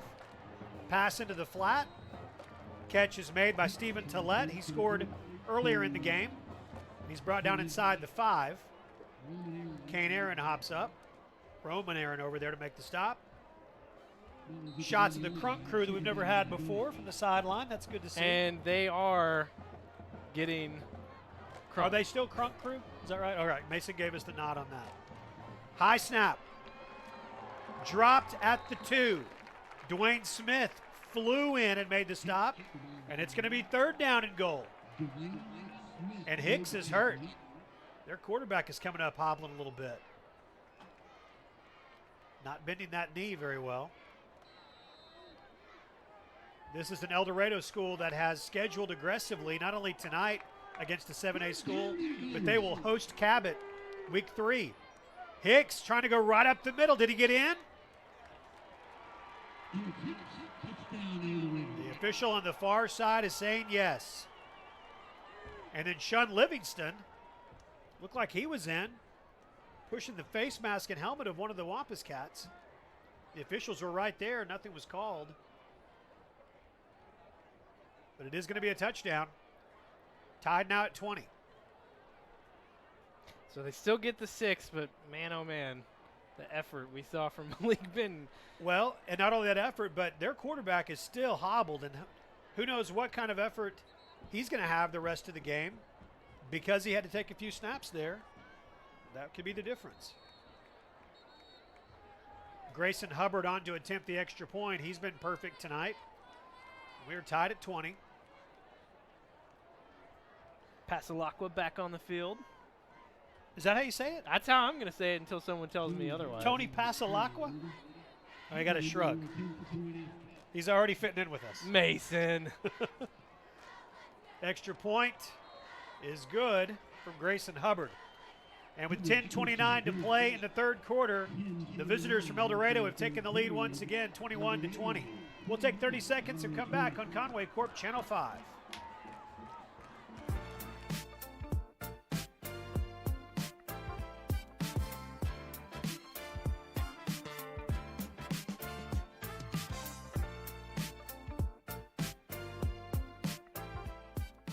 There's only one place in Arkansas to get a delicious grade A choice Chuck steak burger cooked to perfection and served with unlimited hand-cut Idaho fries. David's Burgers. Dine in or enjoy on the go with our takeout. David's Burgers is the right choice when the craving hits.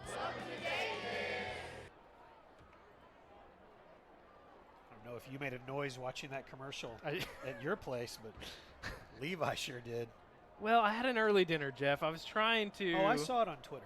Yeah, I mean, a little pregame meal over at the Tacos for Life, and I'm trying not to eat so late. Football season, I'm bad. I'm a late eater, yeah, me too. And so that David's Burger looked pretty good, though. Bryce Bohannon. He is, I tell you who he already reminds me of, and this isn't fair to say about a kid 2 quarters and 2 minutes into his high school career. Not by the way he looks, because he's bigger, just from when this guy played for the Wampus Cats. But did you ever see Magic Jackson play? Isaiah Jackson?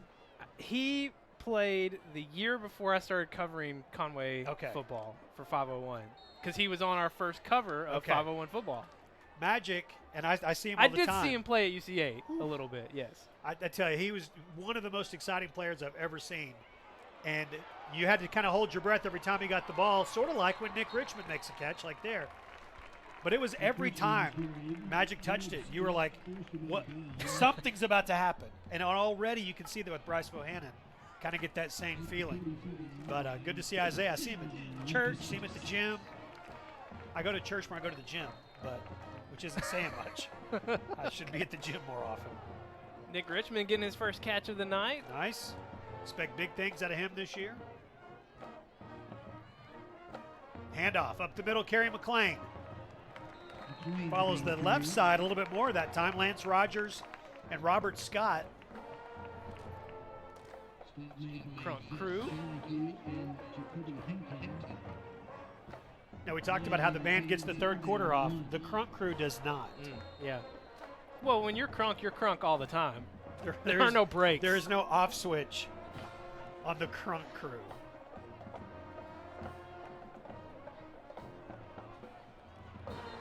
It's Magic Dragons, by the way. If you're wondering at home. They've been playing this song long since it was really popular. Yes. And I don't mind at all. I like the Dragons.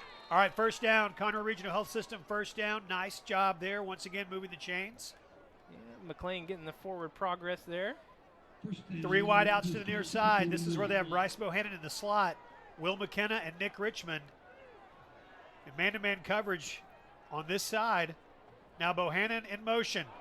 Snap goes beyond Giovanni Johnson. He'll get rid of it. Almost. Turn that into something. Instead, it's just incomplete, 2nd and 10. It's like the snap came half second before he was ready for it. There's that poise. Yes. From a senior. Absolutely. Not losing control of a tough situation. Finding a way to at least turn it into not a negative play. 21-20. The Wildcats have the lead over your Wampus Cats. Eldorado winning 9 games a year ago. That's a team that lost 28 seniors. Or this is a team that lost 28 of those seniors. Flag on the play. Penalties tonight have been a bugaboo for these Wampus Cats. That's the 4th penalty. Wildcats just 1. Going to back them up to the 46-yard line, 1st and 10, or excuse me, 2nd and 15 now. A lot of things to work on for this Wampus Cat offense. Yes. Heading into week 1. Of course, the second game of the season. Right. Yeah. A lot of things they can iron out.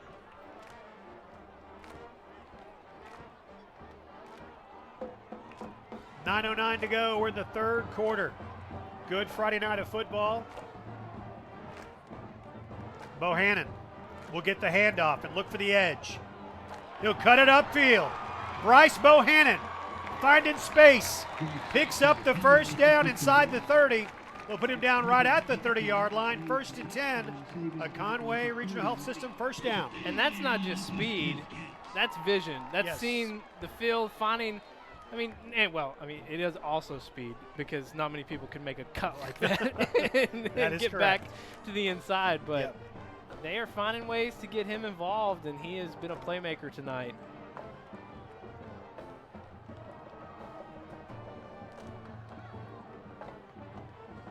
Johnson to throw. Looking for Will McKenna. Got him. Touchdown. Giovanni Johnson to Will McKenna. 30-yard touchdown pass. Just a perfect throw from Giovanni. He sees the incoming linebacker on the left side. The offensive line picks up the block perfectly. And Giovanni just puts it in the only place. The only person that can get that ball is Will McKenna. William Artis, the junior cornerback, was in the coverage, but no way he was going to get the ball for Will McKenna. 6'1", long arms, went up and got it.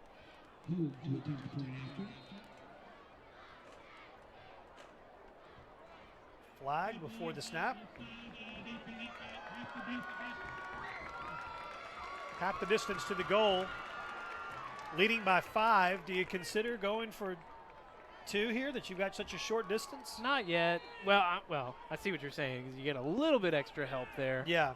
Plus, it's just been this back and forth where every time they score, they're taking the 1-point lead. Coaches on the sideline were trying to call timeout. And they are not happy. Extra point is good. They're happy about that. 8:33 to play in the third quarter. Cats are on top, 27-21. 30 seconds, and we're back on Conway Corp Channel 5. This is my home.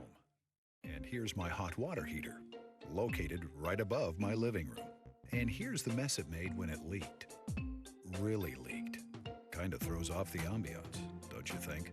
Well, I stayed calm and called the experts at All Clean Restoration. So here it is, my living room before the water damage and my living room after. Or as I like to think, my living room before All Clean, my living room after All Clean. All Clean Restoration, proudly serving all of Arkansas. Levi, you mentioned it. The Wampus Cat coaches were trying to call a timeout, and I looked down at one point, and one coach, I'm not sure who it was pretty animated and frustrated with. Pretty sure that was Coach Fimple. Was it Coach Fimple? Yeah. And curious what that was all about. Were they going to try to go for two? Is that what they were trying to get the timeout for? I think it may have been what you were saying. You get a little bit closer. Why not take that shot now when it's a little bit easier? Will Hogue, first mistake he's made tonight.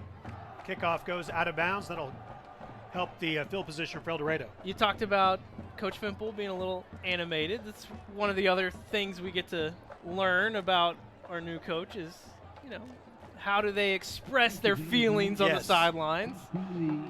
Coach Ashcraft was no stranger to getting a little animated. I was talking to Coach Ashcraft yesterday about this, and he said that he, getting a chance from the athletic director's seat to watch Coach Fimple, and really any coach that goes through this as a head coach, is that there's practices and there's scrimmages and you're putting in game stuff, but then when you get to the week of the game and then you get closer to the day of the game, there's so much. You have to make sure that breakfast is planned and the speakers are planned, and it's so many things like that.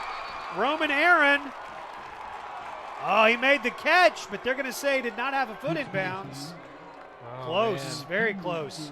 If he didn't, it was really close.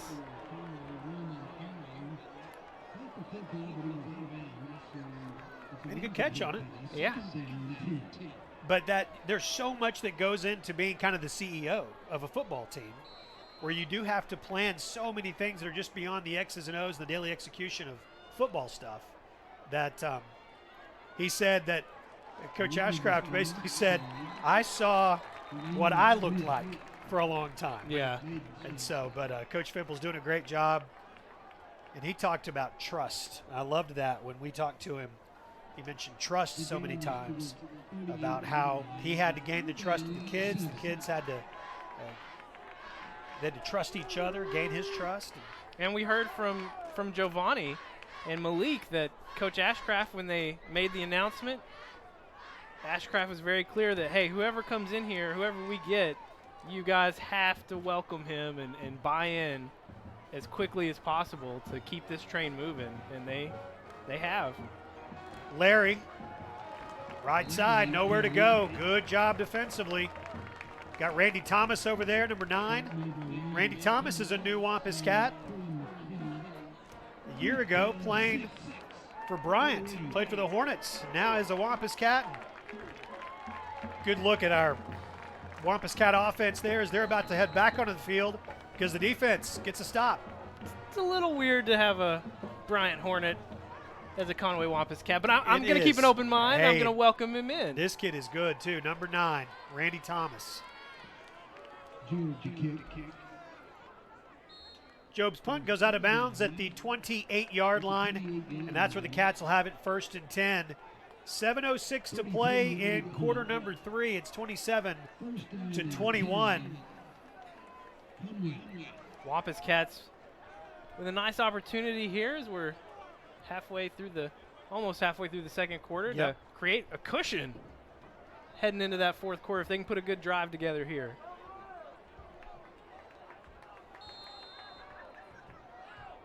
See the crowd in the background there. Very good crowd on hand tonight. I think all of us, when we put August 24th football game down, we didn't expect it to be this comfortable. It has been a nice night. Nick Richmond to the 38. I'm going to say he got him down inbound. Skylar Higgins with the stop. Other former Wampus Cats. Oh, nice. Watching tonight, Will Kennedy and Scott Ashby. Of course, Scott, former basketball Wampus Cat. Correct. Will Kennedy, what was my nickname for him? Mr. He Only Does Everything? Mr. He Only Does Everything, yeah. I'm not sure. And baseball. And I'm not sure he ever came off the field. I bet it's weird for him to watch. he said it is. That's exactly what he said. Feels weird watching. Kerry McLean. One of the people that gave Michael George a chance to catch his breath a year ago. He'll be the primary back this year and has picked right up. I mean, over 100 yards tonight in the first half. And he did such a great job last year coming in to give Michael George those spells, the relief. And it was very serviceable. 54 carries a year ago, 281 yards. Scored 3 times. Man, those are some great names. I do love the live games, and we get a chance to hear back from so many of these former Wampus Cats, but just some great memories. If you think about Scott Ashby on the basketball court, Will Kennedy on the football field, Chaco, the game we talked about with Greenwood, all those games, Jack Pillow, Nate Turner, and just some great Wampus Cats. And, you know, we love doing these games, 18th season that we have, but it's really cool to get to still connect with some of the guys that we're used to seeing out there on the field. But I'm reaching that point now. This is my 3rd year of football, where I'm seeing these people come in young and, you know, seeing their full football experience come to a close. Nick Richmond gathered up inside the 45-yard line. Hankton on the stop, and it is going to be 3rd down. Touchdown pass a moment ago from Giovanni Johnson to Will McKenna, but seen him go to the air very much. Yeah, and the Wampus Cats have really struggled on 3rd down tonight, 1 of 7. This would be a really nice opportunity here to keep that clock ticking. Bohannon. Now the pass complete. Kerry McLean. They'll move the chains. That's exactly what they can do with Bryce Bohannon. You let him run that play a couple of times, then he becomes such a focus that it's going to leave a wide open pass into the flat. Decoy. That's a spectacular one, too. Under the 5-minute mark of the 3rd quarter, 27-21, Conway leading Eldorado. And if the Wampus Cats get that passing game going, it becomes really hard for these opposing defenses. You know, take your pick. What are you going to try and stop? There's the pass again. Intended for Will McKenna, but he got turned around just a little bit.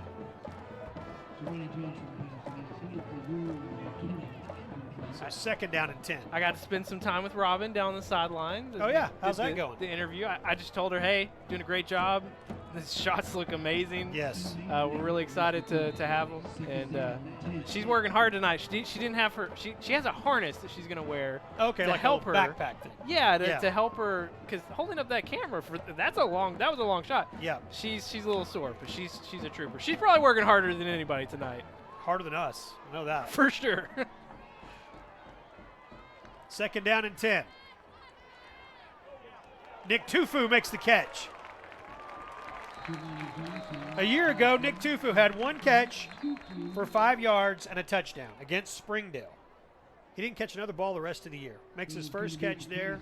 Flag on the play. Let's see if it stands. Nick Richmond saying it's against the Wildcats. Yeah.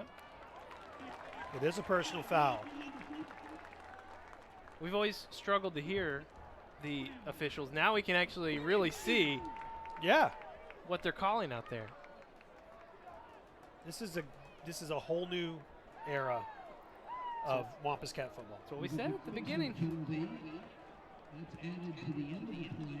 We haven't talked about the fact that they don't have decals on their helmets. Well, there have been a few people talking about the uniforms. Have they? Because the uniforms are a little different even. Okay. You know, I never remember from year to year. Well, and they're not significantly different, so that's part of the problem too. Wasn't ready for the snap. Not the first time that's happened tonight. Luke Bailey fell on it at the 37-yard line. Conway, for second down, will make things much more difficult than they had to have been. Yeah, second and forever, a lot different than second and 5. But you still have a chance to put some points on the board here if you can get a couple plays. Don't try and get that first down. Let's just get back in field goal range.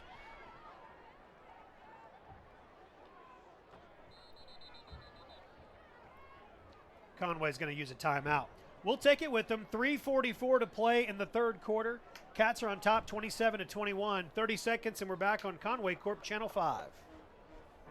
At Conway Regional, every day brings new challenges and celebrations. And one of those celebrations is being named the #1 hospital in Central Arkansas for coronary bypass surgery and cardiac care. While we're proud of our awards, our team is driven by something more. You. You're our #1. And for us, that's the #1 worth celebrating. One team, one promise. Conway Regional. Wampus Cat cheerleaders. Dance team performed at halftime.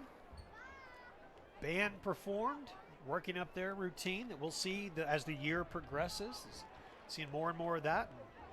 Marching, of course, included. Coach Bates and Coach Gifford both were curious why they had the UK flags. Oh, okay. Did you explain it to I them? did. Okay. And I told them I had the exact same question that they did. So. All right, following the timeout. Complete. To Bohannon. Bryce Bohannon. Bryce Bohannon.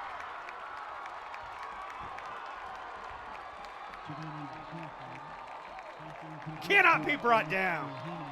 Bryce Bohannon cannot be brought down. Listen to this crowd.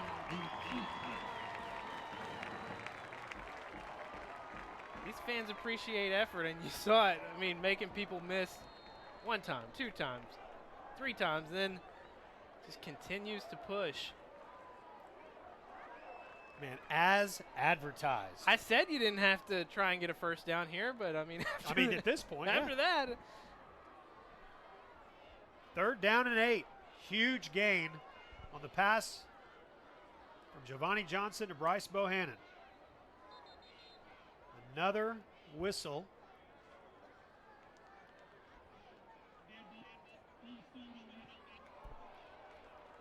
False start of the offense, so now 3rd and 13. Couldn't read his lips. He was trying to say who it was. Giovanni Johnson talking to somebody. Well, you just want to be careful here because you don't want another negative play that would make a field goal even more difficult. Hayes Denton set up there on the right-hand side, the right tackle. Ran behind him earlier. Giovanni Johnson looks left and is brought down at the 19-yard line. Stop made by their middle linebacker, Zach Donahue. And that's going to bring Will Hogue on to attempt his 3rd field goal of the night.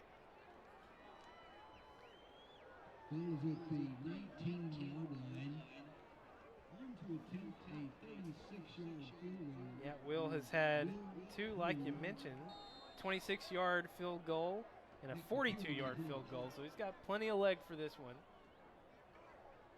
McEwen puts it down. No good. So the lead remains 6. Conway 27, Eldorado 21. 1:42 to play in the 3rd quarter. So that bad snap, well, that hurt. That hurt, but, then you get the big play from Bohannon to put you back in a good spot. But then another penalty, their 5th of the night, pushes you back a little bit further than you feel good about, and then having to take a sack. I don't know. I may have just run it up the middle and made it a little bit easier for Hogue to get that 3 points, because that's a bitter pill to swallow to walk away with no points on that drive. Hicks the handoff. Reed Hughes, the first to be there to hit him. Reed wearing number 44 this year. But that passing game on that drive was getting going, and you know, when you feel it starting to click, you just want to go back to it. You think you can get that big play again. It's the return of the little Einstein's theme, if you can hear that. I appreciate it. I have young children. Are we going to get to a point where the students... They grow out of it? Yeah, don't understand little Einsteins anymore? Yeah, probably. And that'll be sad. That will be sad. Alex Hicks gets loose, and Reed Hughes gets him up high. Parker Prock had him low, and it is going to be third down. Here's the money down sign. Student section packed from the bottom to the top. Looks good. I talked about how the Wampus Cats have struggled on third down. Wildcats haven't been much better, 2 of 8. Inside the final minute of the third quarter. It has been a good one. Tied at 7 at the end of the first quarter. Conway led 20-14 at halftime. Pass complete to Livingston. Who's going to catch him this time? Nobody.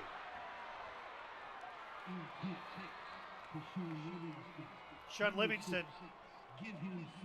takes the pass from Alex Hicks and scores.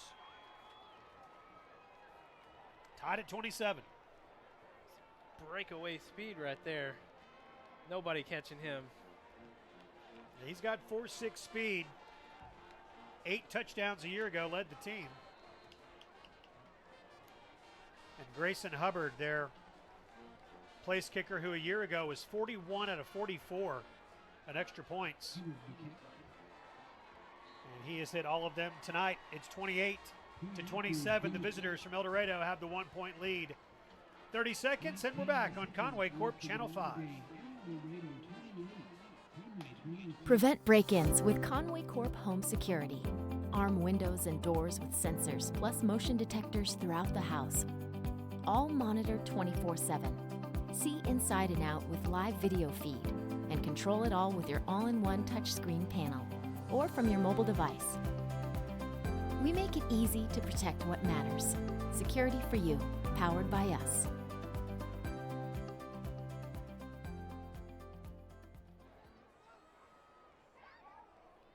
28-27. It's a good Eldorado team that came to town. And they are battling your Wampus Cats tonight, leading 28-27. Talked about that total yardage disparity in the first half. Wampus Cats outgaining the Wildcats by a substantial margin. That gap is closed. It's pretty much dead even now here in the second half.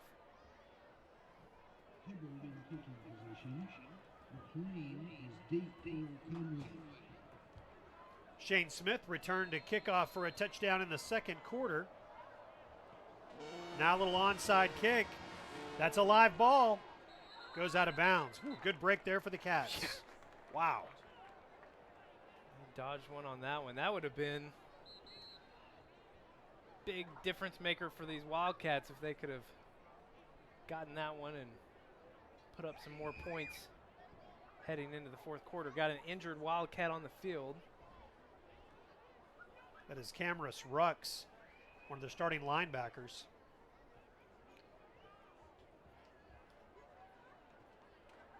Wampus Cat trainers out there, along with Dr. Naylor.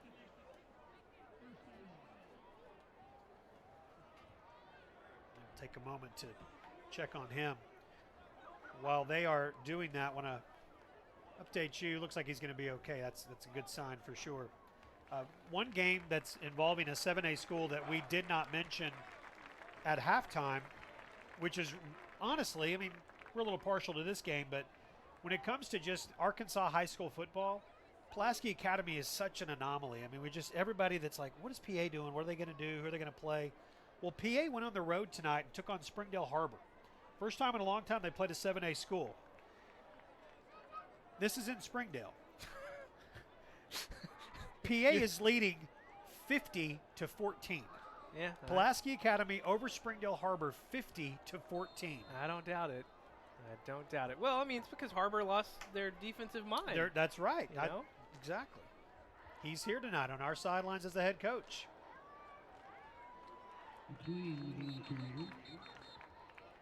Ball came loose, but the whistle had already blown. Kerry McLean got the carry, and that is going to be the last few seconds of the third quarter. All right, we go to the fourth. Cats going to have to come back to win the opener. 28-27, Eldorado leads. We will take 60 seconds and come back on Conway Corp Channel 5. Helton's Wrecker U-Haul has the service you need. Whatever the automotive problem, Helton's has the diagnostics to repair it. If you're moving across town or across country, Helton's is your #1 choice for U-Haul in Conway. We have a wide selection of packing supplies for every aspect of your move. Also, we sell and install hitches. Call 327-469-6 for a quote. At Helton's Wrecker U-Haul, we are always on our toes. Give us a call at 327-7681. At Conway Regional, every day brings new challenges and celebrations. And one of those celebrations is being named the #1 hospital in the state for women's health. Plus, we're the only hospital in Conway using state-of-the-art 3D mammography. While we're proud of our awards, our team is driven by something more. You. You're our #1. And for us, that's the #1 worth celebrating. One team, one promise, Conway Regional. Flags blowing in the distance. Beautiful night at John McConnell Stadium. And it has been a great night of football. 28-27, Eldorado has the lead as we begin the fourth quarter. 2nd down and 4 for the Wampus Cats. Kerry McLean closing in on 150 yards. He's not going to get it right there. 16 carries for the senior tonight. About 147, 48 yards, depending on how many he got on that carry. Well, that was actually Luke Bailey that slipped in on Bailey, you. Yeah, 25 got in for that carry. So it's 3rd down and 2. Cats trail by a point. The 2018 opener. Back here again next week against Bentonville. Giovanni Johnson. He gets stood up just short of the 1st down at the 44.5 yard line. Got to get to the 45. First designed run that we've seen for Giovanni tonight.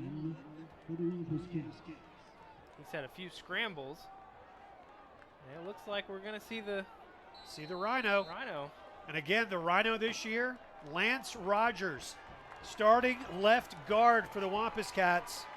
He is the quarterback in the Rhino. Sends Will McKenna in motion. Big Lance Rogers. Is it going to work this time? He is stopped at the 43-yard line, and the Wampus Cat defense back on the field. Damian Lopez, backup center and guard, comes in that Rhino package. 2nd time we've seen him come in tonight. First time was a successful conversion. Couldn't get it done here, and Wildcats now with a short field. They have the ball at the Conway 44-yard line, leading by a point, 10.5 minutes to play.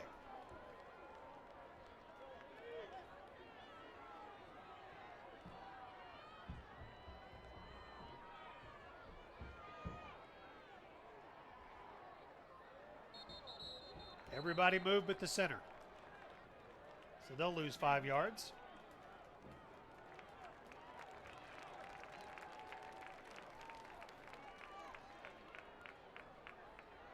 My first, I played center my Really? junior year, which was crazy because I was 150 pounds. But the first time I got to go in a varsity game, I was coming off the sidelines. We were losing pretty badly, but just got excited, in that first play. I just didn't snap the ball. So I get it. I can relate. 1st and 15. High snap that time, but better off not snapping it.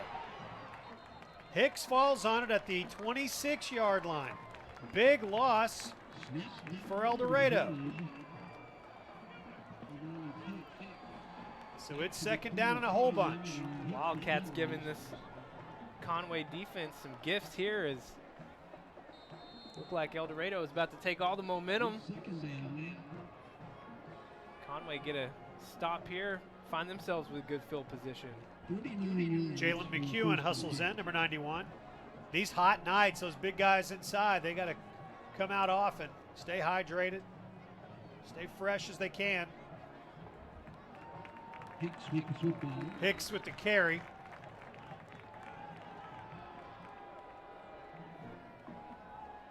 And it is third down.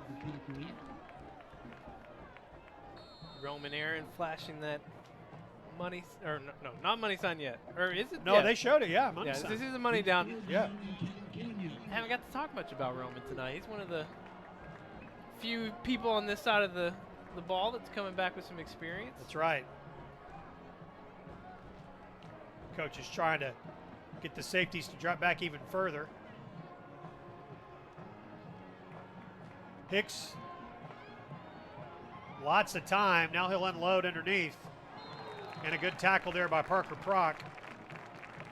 Knocks the legs up underneath Alex Boone, their senior tight end. Good size on him. And it is going to be fourth down. So the Cats got some help. I mean, they needed that break, and they got it.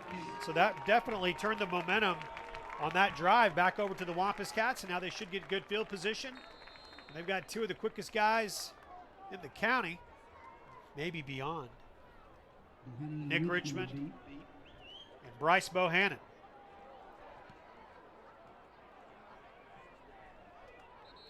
Fair catch. Nick Richmond takes it at the 27-yard line, and the Cats will have it first and 10 right there. 8:54 to play in the game. Cats trailing by a point. And it gets no easier next week. Bentonville comes to town, and then on the road at Jonesboro. But it'll be a great test for this team these 3 weeks. And then you get 2 weeks to evaluate and get ready for Southside, which Southside, they have got a big-time prospect at quarterback in Tay Gatewood. Seems like he's been there a long time. He is back as their starter.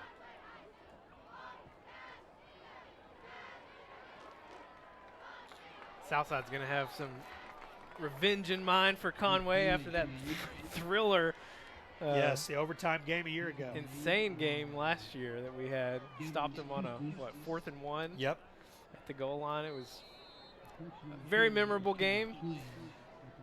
See if the Wampus Cats can find a way to make a comeback here tonight like they did in that Southside game. Second down and 4. Johnson throws. Pass was incomplete. Intended for Nick Tufu. Zach Donahue was on the coverage, and it's third down. There's enough contact there, I think. You know, hooking his arm on the backside there. Definitely put some eyes on the officials to see if there'd be a flag, and there was not.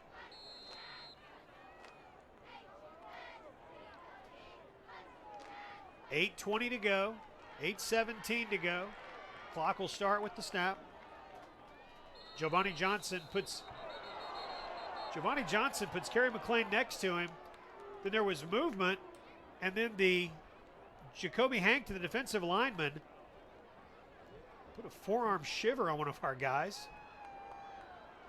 See what the call is going to be here. Watch this. It was on L.J. Hansberry.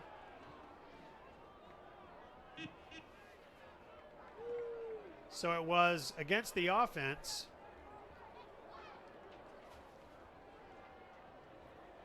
And then a personal foul on the defense. Automatic first down with the personal foul. So Jacoby Hankton losing his cool a little bit there. Cost his team some yardage and a new set of downs for the Wampus Cats.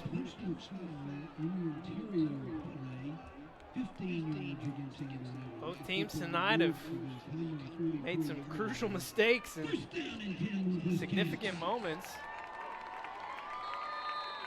See if Conway can capitalize. Trailing by a point, Will Hogue over on the sideline, warming up. May need his leg to give us a lead in a little while. Johnson throws it up for Will McKenna. Comes back to it, incomplete. Johnson passing intended for Will McKenna. Knocked away by Chris Newton. Seems when they've been taking these shots, it's been on first down nearly every time tonight. Second down and 10.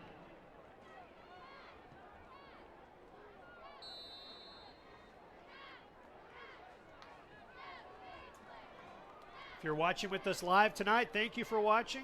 5 Sports Live is where you can find us on Twitter. We'd love to know you're out there and where you're out there watching tonight. Replay at 2 o'clock tomorrow on Channel 5 and on demand. Find us at conwaycorp.com/WC to go. Tell you what, action. he is becoming a fan favorite quickly. That's Bryce Bohannon. Will not go down. Gets to the 47-yard line. That's enough to move the chains. A Conway Regional Health System first down. You know what my favorite part of this is, Jeff? What's that? Sophomore. Yeah. Right? If we're lucky, we'll get a lot of opportunities to call that name. First and 10. Nick Richmond from Giovanni Johnson. He's got a block. Richmond, that speed. Touchdown. 47 yards. We talked about the weapons that Giovanni Johnson was going to have in Will McKenna and Nick Richmond, both with touchdown catches tonight. And all night, I've been waiting for Richmond to get that chance to break out and just haven't had enough time for Giovanni. He's been under pressure pretty much all night. Not enough time to get that deep pass going. So they find a way to get him the ball out in the flats, and Will McKenna with a great block out there on the edge. Nick Richmond does the rest of the work. Hogue's extra point is good, and our score with 7:36 to play in the fourth quarter. It's Conway 34, Eldorado 28. 30 seconds, and we're back on Conway Corp Channel 5. From setting the budget to signing the papers, we guide you through the home buying process and get you the key. Making better happen with First Security. Wampus Cats to Go is back, and this year it's coming home. Join me, Jeff Matthews, and our 5 Sports crew this fall for live broadcasts of every regular season game. Join us this Friday live as the Cats host Bentonville. On the air at 6:50, kickoff 7 o'clock. You know, earlier I was trying to figure out how to say number 23's name, Jabrian. And I had the text message that I never got a chance to hear it because I would keep hitting mute. Our boy Nate Turner, thank you, Nate, all the way from Arkadelphia. Jabrian. Thank you, Nate Turner. Jabrian Earl is number 23. I hate getting that stuff wrong, you know? I know, yeah. But hey, it's a benefit of being live. We can get some, right? some real-time follow-up. 34-28, Cats are on top. Kerry McLean over the 150 mark tonight. 18 carries for him, 158 yards. Bryce Bohannon 6 for 66 and a touchdown. Giovanni Johnson now 7 of 16 for 160 yards and 2 touchdowns. That's Livingston. We know he's quick. They will track him down. Stop made by Tommy Grady.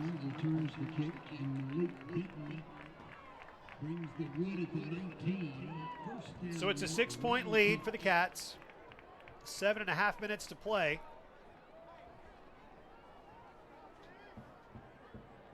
This Wampus Cat defense back on the field.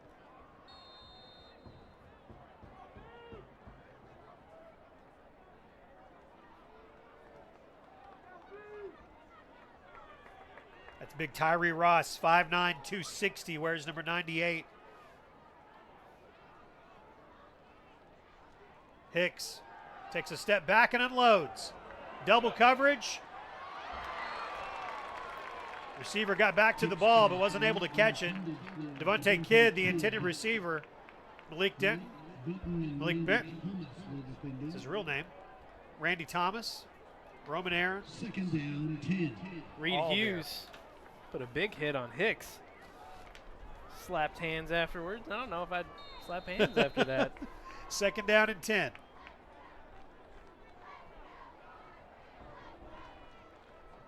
Clock stops, 7:21 to play. Flag. Looks like this one may be against Eldorado. Jacob Walton Connor, one of the athletic trainers, working on Dwayne Smith there, starting linebacker.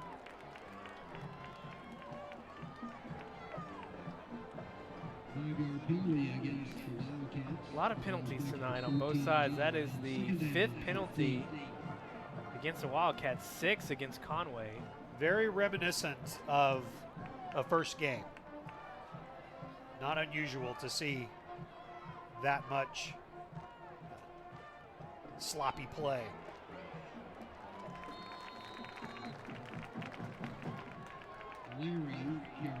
Larry. Keontae Larry carries the ball for the Wildcats, and they've got 3rd and long, 3rd and 8.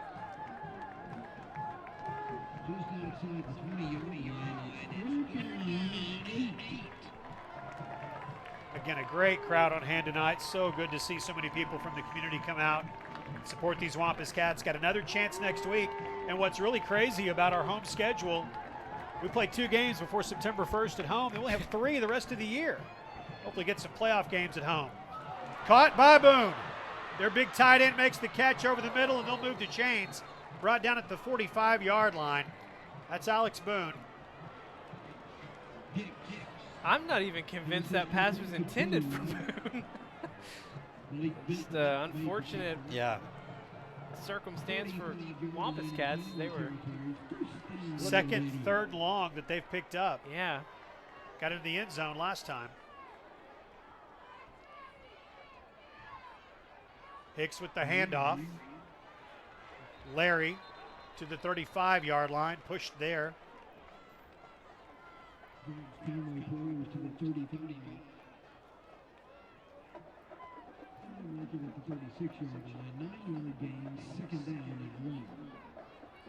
Second down and 1 following the 9-yard gain. We are halfway through the 4th quarter. Eldorado was picking up the pace a little bit here, and they slow things down here on 2nd and short. Defense getting a little winded. Timeout. 5:39 to play in the game. 34-28, Conway on top. We'll take 30 seconds and come back on Conway Corp Channel 5. As we celebrate our 20th anniversary, all of us at Legacy Fencing want to thank you, the citizens of Conway and Faulkner County, for making us your favorite fencing company. Our goals remain unchanged: to provide fencing based on its longevity in years and not solely on the price per foot. We do one fence at a time at a competitive price. For 20 years now, Legacy Fencing has been turning first-time customers into returning customers. That's the Legacy difference. 34-28. 5:39 to go. Conway on top.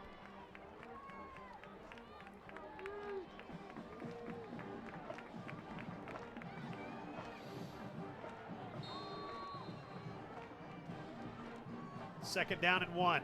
They'll send Livingston in motion. He's done most of the damage tonight. There's a whistle. We back him up 5 yards. Yep, 6th penalty.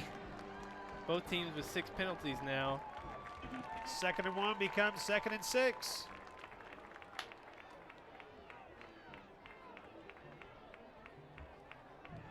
Darius Washington over the near side talking to the sideline. It's going to be 2nd down and 6.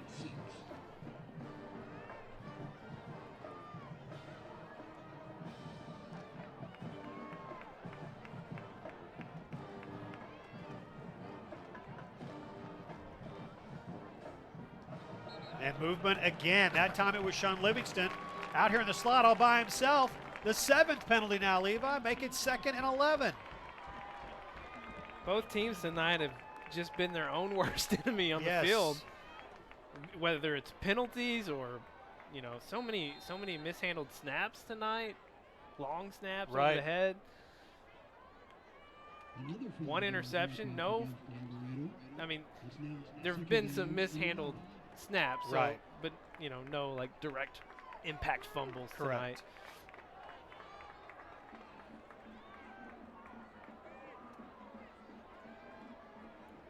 Second and 11. Hicks will keep. Right up the middle. Will face 3rd down. So 2nd and 1 following the 2 penalties. Hicks helps up Kane Aaron.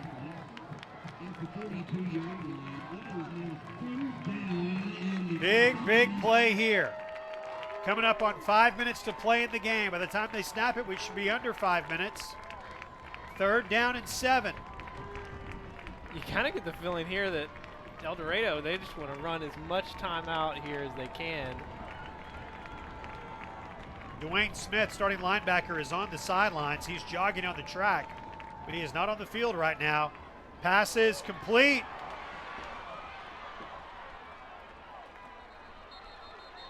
Pass to the big back. Livingston picks up the 1st down, and that'll move the chains. Another 3rd down conversion for Eldorado. They haven't had a bunch of them, but the ones they've gotten have been big tonight. Malik Benton is injured, and he is being checked on now. Brooke Mines is there to check on the senior.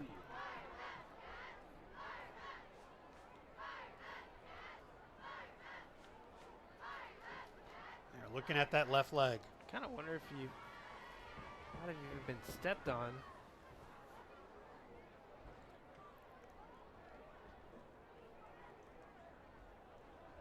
Of course, first game, it's always cramps popping up. Absolutely, yep. Especially late in the game. We have talked at nauseum tonight about this new angle that we have, this sideline camera.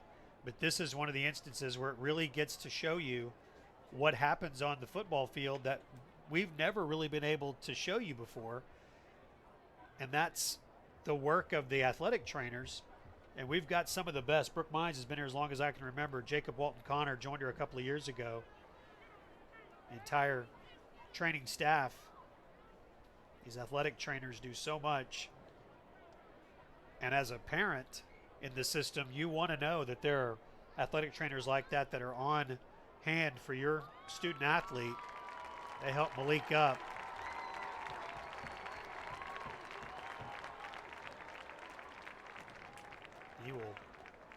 He's going to need a little help. Been a lot of changes at Conway this year. New head football coach, new athletic director. I think Malik's father is a new assistant Oh, that's principal. right. Yeah. He did tell us about that. Well, we will hope the best for a nice young man. We really enjoyed getting to know him during our preseason show. Riley White is his backup. Hicks to throw again. Out into the flat. That is Tollett, and he is dropped by Riley White. Steps right in and makes a stop. Reed Hughes there as well. It's 2nd down. Both teams have 2 timeouts to use. 4:20 to play in the game. Cats are on top.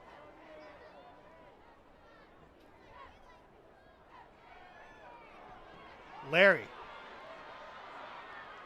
puts the brakes on, but slides out of bounds. He was trying to pick up some more yardage. Darius Washington over there to push him out. And it is going to be very close to a 1st down.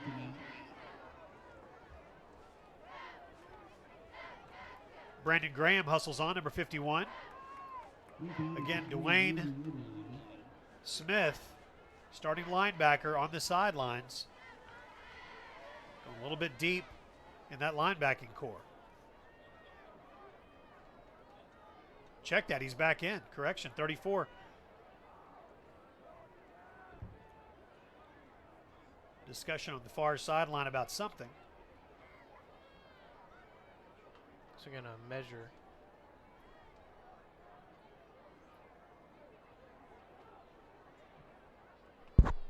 It's one of the shortest measurement distances I've ever seen away from the sideline.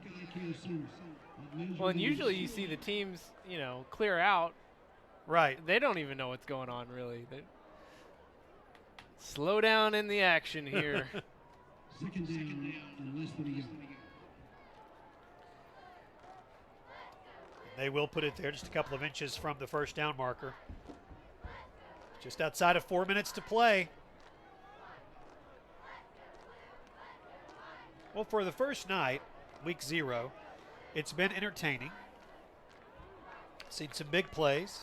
Seen some new exciting angles of Wampus Cat football. A lot of points. A lot of points. A lot of ugly things. A lot of ugly things. And a lot of points, a lot of ugly things are going to give both of these teams a lot of things to learn from. And both teams will look much different as the weeks go on.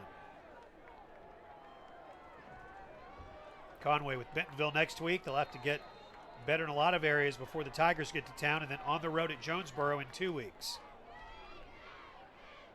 Hicks will pick up the first down. Be stopped at the 18, but it's 1st and 10, under 4 minutes to play now. Said it earlier, but you get the feeling that Eldorado is perfectly content to run as much time as possible off this clock. Right. And then, you know, try and punch it in and take that 1-point lead.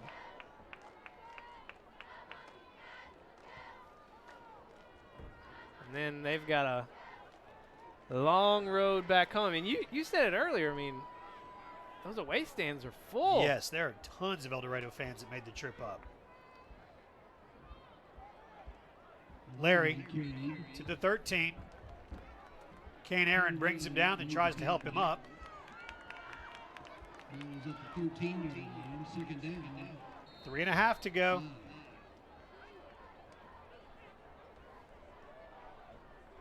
Second down and 5.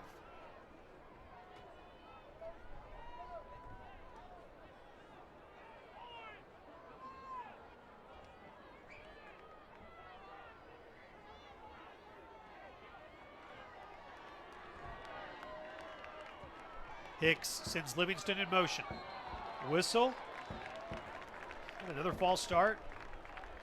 Sure is. Now delay a game. You talked about it. They're trying to run as much clock off as they could. Well, a little too much that time. Couldn't have run more off than that. And you can just feel the energy just being zapped out of this place here on this drive for Eldorado. Second and 10 following the penalty. The Cats lead by 6. Hicks inside the 15.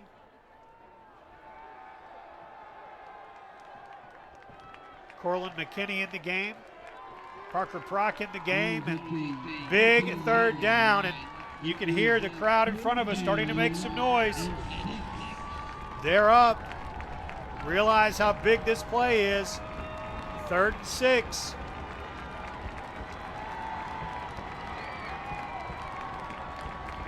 Eldorado fans making some noise across from us. Timeout going to be called by Eldorado. 2 minutes to play. We will take a timeout and come back. 30 seconds, and we're back on Conway Corp Channel 5.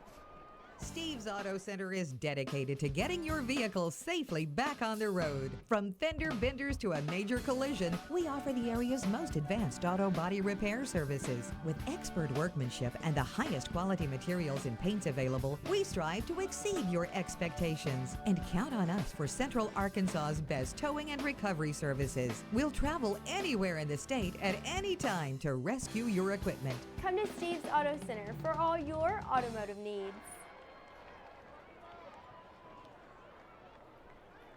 2 minutes exactly to go. 34-28. Conway has the lead. 3rd down and 6 upcoming.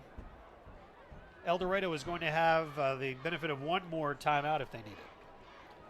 Yeah, still looking at these third down numbers. Not great for both teams. Eldorado's been a little bit better tonight, 6 of 14. Here we go.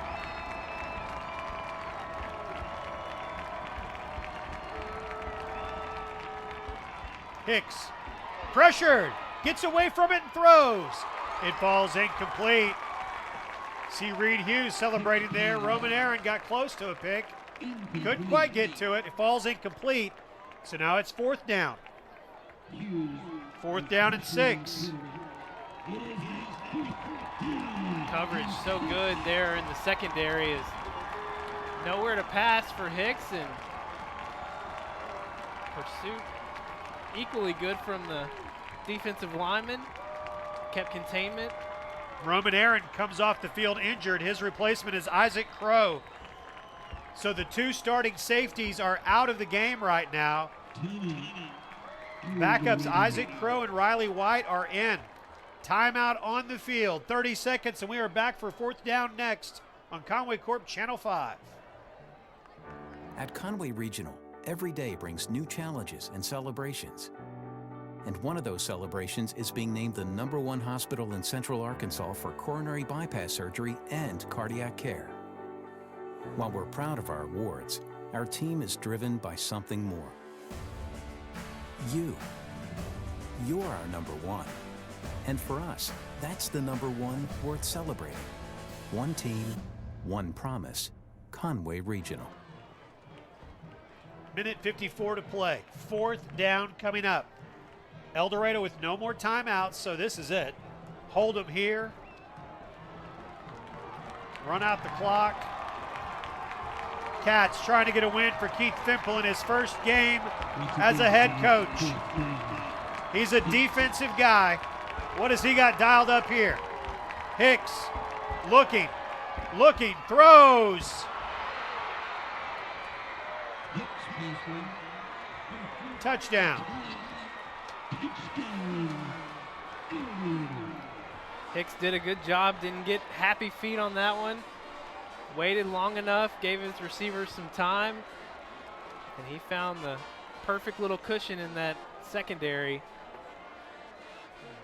Wildcats an extra point away from the lead. Tied at 34, minute 49 to play. Grayson Hubbard, who's hit them all tonight. Missed it. Grayson Hubbard, who was 41 out of 44 a year ago, a collegiate prospect, and he hooks the extra point. We are tied at 34. Welcome to week 0, folks. The Cats are going to get the football here with 2 timeouts and a minute 49 to play.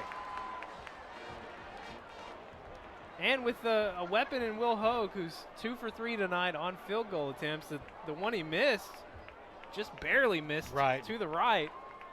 And 149, plenty of time to get that ball downfield.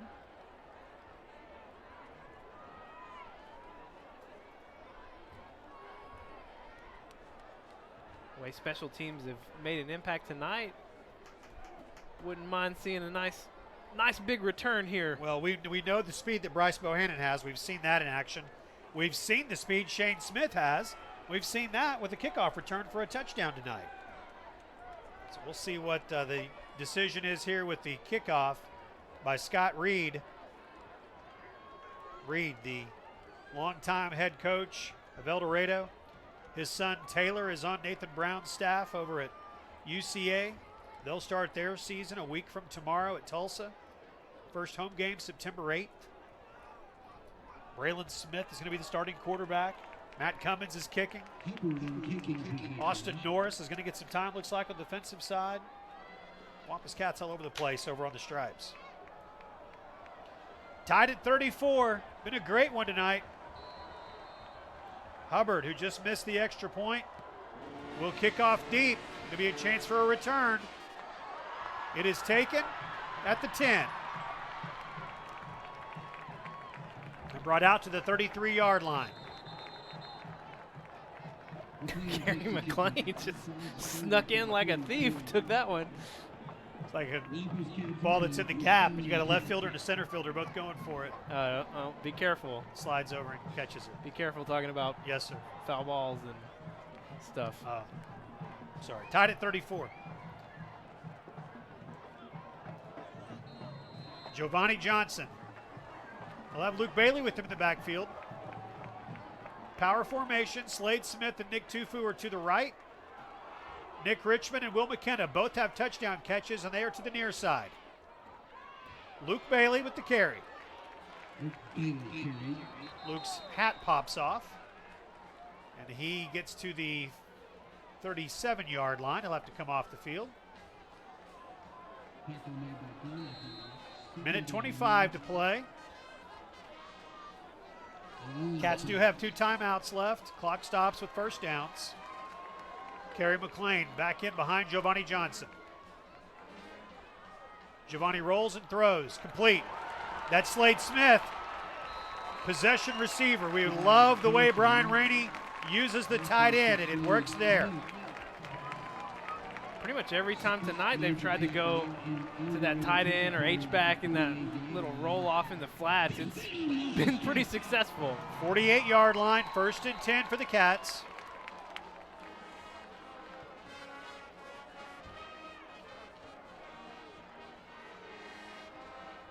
McLean behind Giovanni Johnson.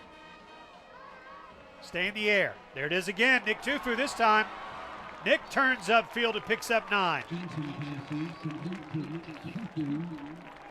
Got to hurry. Clock stops. They're going to say it is a first down. So the clock stops with a minute 2 to go. A 10-yard gain. Once the marker's set, they'll start the clock. They'll wind it now. A minute to play. Tie ball game. Kerry McLean. McLean to the 28. Close to another first down. Looks like he's a little bit short on this one. It will be 2nd and short, 45 seconds to play. And there will be a timeout called. We'll take it with them. 30 seconds, and we are back on Conway Corp Channel 5.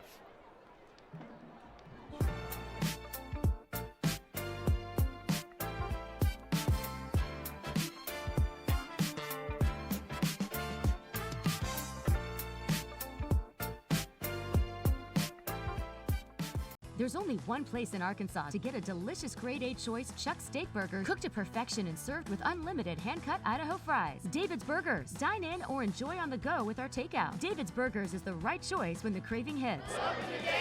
Right. Having a lively discussion I know, here. I was going to say, it may be week 0, but stats. He's in week 10 form. That's correct. Right now.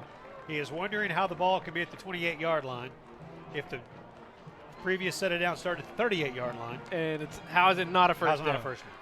Yeah. And at least just measure it. I mean, nothing. All right, 46 seconds to play. Tie ball game. The Cats have 1 timeout remaining. Giovanni Johnson. There's Bryce Bohannon. Tripped up at the 20. That will be enough to move the chains. 1st and 10 for the Wampus Cats. A Conway Regional Health System first down. 41 seconds to play. Giovanni Johnson rolls and throws. Nick Tufu. Nick keeps turning to his left instead of going to the right and heading out of bounds. It's just a natural move for him. And the Cats will be forced to use their last time out here with 29 seconds remaining, tied at 34. But you said it, Levi. They're having success with that rollout, whether it's to Slade Smith or Nick Tufu. Both are working successfully. Ball just inside the 15-yard line. 29 seconds to play. This is the last time out. And you really got to talk about your options here, because do you just go ahead and try and kick it now? Do you risk a negative play that puts you further out in kind of iffy field goal range? And then if you don't convert, you get up and spike, it's 4th down. I mean, so there's a lot of things to talk about in this huddle right now. And a lot of things that Keith Fimple has thought about as an assistant coach for 2 decades. Now he's the decision maker in this one. See who they send out. Looks to be the offense, and it is. All right, so we're tied at 34. 29 seconds to play. No timeouts. A first down will stop the clock. Anything short, they will have to spike it to stop it.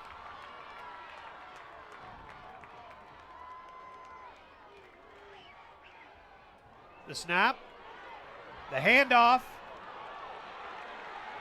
to the 10-yard line. There's a fumble on the play. Pull them off the pile and see who got it. This is going to stop the clock while they try to figure out what happened.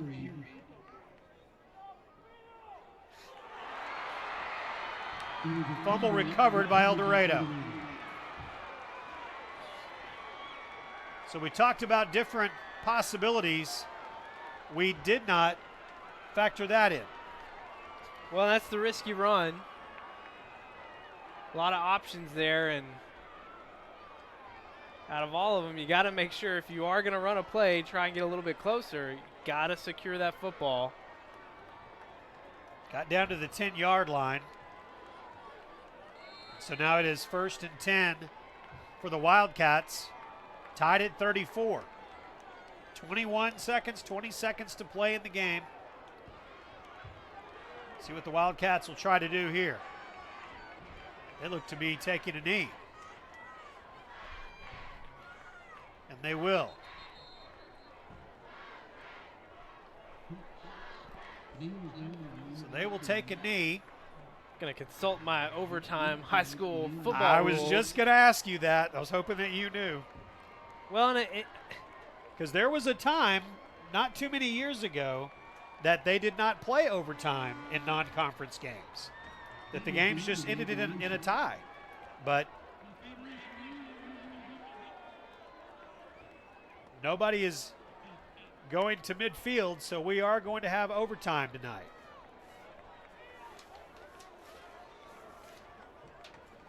All right, well, while they sort this out, let's take 60 seconds. We have more football tonight. It's Conway Corp, Channel 5. Jay! Hey, Lindsay. Hey!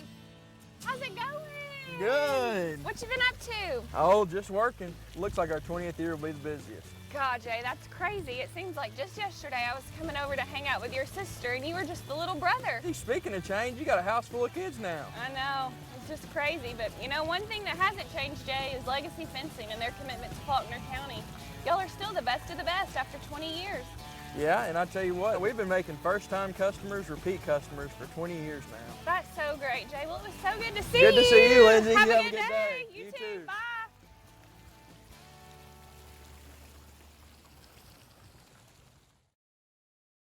We're honored to be celebrating 20 years of service to the Conway community. As Conway has grown in the last 2 decades, so have we. Thank you for allowing us to be your first choice in all your fencing needs.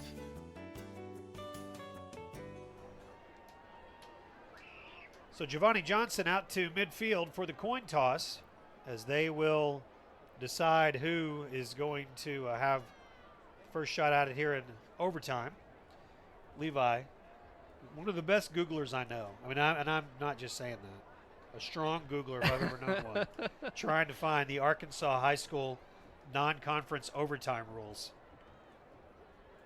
I'm struggling. Yeah, because the question is it different in non-conference than it is in conference play? Well, like I said, there was a time not too long ago where they just didn't have overtime. The game just ended in a tie. Well, especially when you're playing a team like Eldorado that they got a long drive home. Yeah, yeah. And they started the game later. And the fact that this game, these first 3 games, mean absolutely nothing in regards to playoff seeding, anything. It has no bearing on anything other than just wins and losses and pride and things like that. But when it comes to any sort of tiebreaker mechanism or anything, there's none of that applies in these non-conference games. But we get to see more football. So why is that bad? It's not. It's not. All right, so here's the deal. Conway's going to get the ball second, and the first set of downs, 1st and 10, will be Eldorado. So basically it's 1st and 10 from the 10-yard line. Whatever they do, Conway has to match to send into another overtime, or they have to beat, which in this case they're going to have to at least get a touchdown. We'll see if they need the touchdown and the extra point.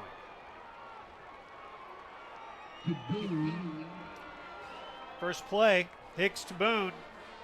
And now Hubbard's extra point. He missed an extra point moments ago that would have given them a 35-34 lead.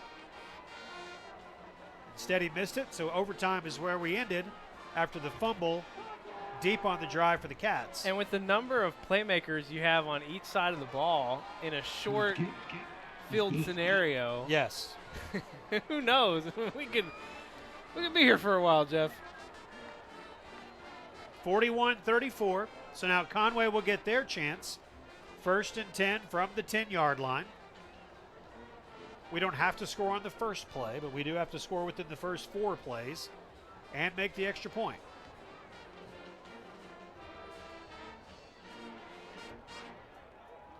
Conway led 7-0. Led 20-14 at halftime. They were going to have to come back to win. They got close. Looked like they were going to have a chance at the end of regulation, but a fumble turned the ball over. Eldorado took a knee and scored on the first play of overtime. Now Conway's chance. Giovanni Johnson. It'll be 2nd down and 3 from the 3-yard line.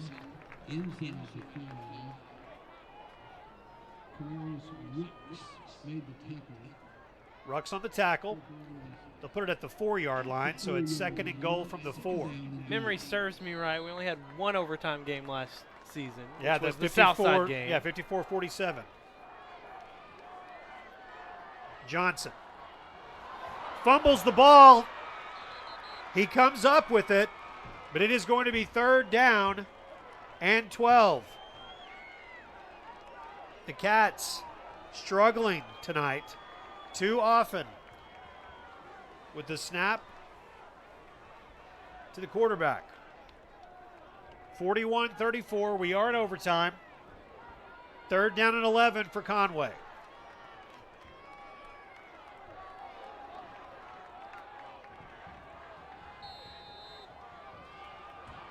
It was 2nd and goal from the 4. Pass is tipped, it's incomplete, 4th down. Cats have got to score here, or it's going to be a loss in the opener. 41-34, 4th down and 11.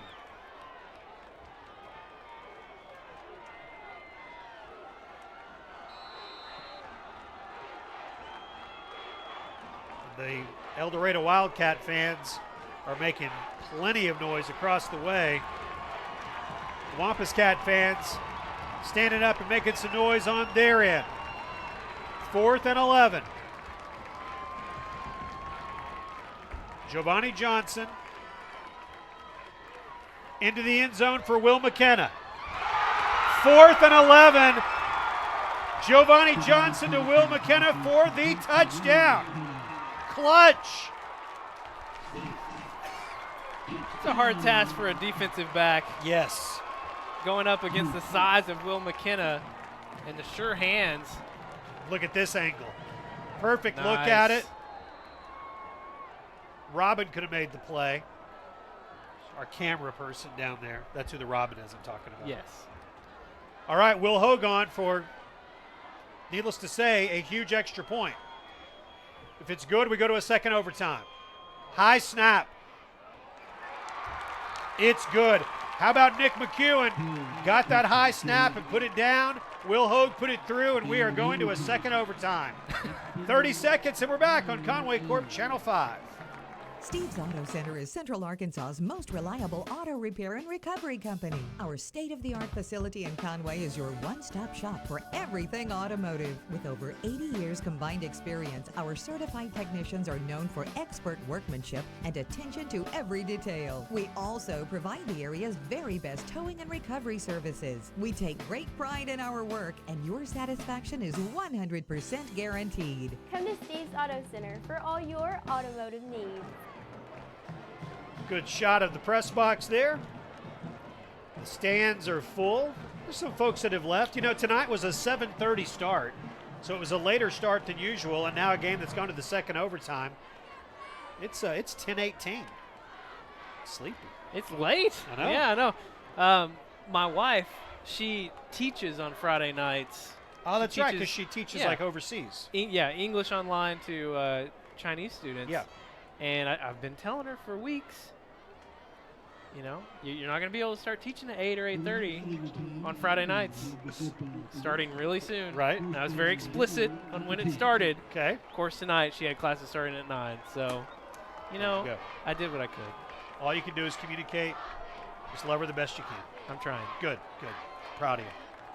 All right, second overtime. First into the marriage portion of our show is over. Giovanni Johnson dives for the end zone. Give it to him. Touchdown, absolutely. Giovanni Johnson dives for the pylon. Back-to-back plays by the senior quarterback. The perfect throw to Will McKenna. The 10-yard run and the dive for the pylon, and the extra point coming for Will Hogue. You finally get the opportunity to see Giovanni's speed here, and then the strength at the end as he takes on contact and just absolutely propels himself to that finish. Reed Hughes handles the deep snap, and he did it a year ago also. He's doing it now for the Wampus Cats. Nick McEwen will put the ball down for Will Hogue. The Cats are up 47-41 in the second overtime. Eldorado scored on their first play in the first overtime. Cats had to score on fourth down to tie it. Now Conway has scored on their first play of their drive. See if the extra point makes it a 7-point game. It's real good. 48-41. 48-41. See the fans there. Excited about it. Good way to spend a Friday night. Nick Tufu. Nick McEwen talking to Giovanni Johnson, Luke Bailey. Conway had to deal with the pressure in the first overtime That's period right. of, you know, Eldorado scoring quickly, and then the pressure of having to score to keep this game going. We'll see how the Wildcats do here under that same pressure. Conway fans are on their feet from first down on. There is an Eldorado player who is injured on the opposite side of the field. He's laying down at the 20-yard line. Oh, he's cramping. Well, that looked a lot worse than it. I mean, cramps are not fun. I'm not gonna discount the pain of a cramp. But I thought they were gonna. Yeah, they're dragging him off the side of the field. Reverse. Got him. How about Reed Hughes? Huge play by Reed Hughes, making the stop on Stephen Tollett.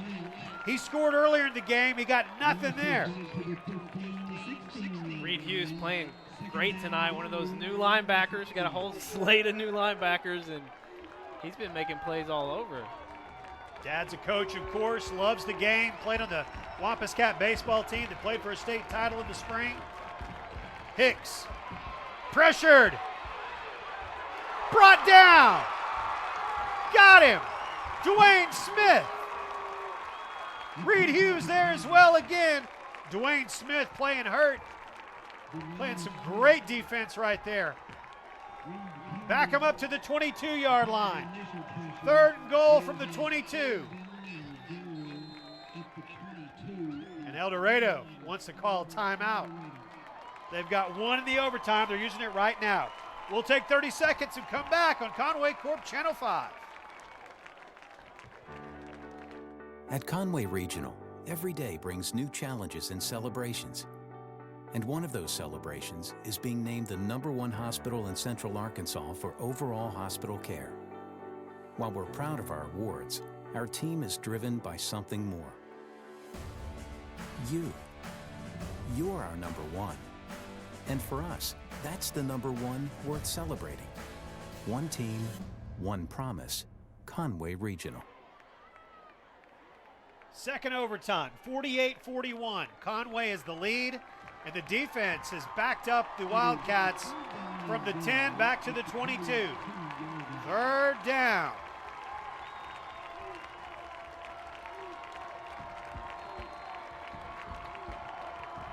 Hicks will throw. He's hit as he lets go of it.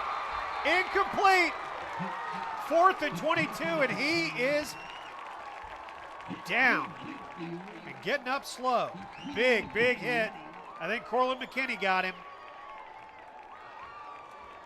Corlin McKinney, one of the strongest cats, 5'10", 225.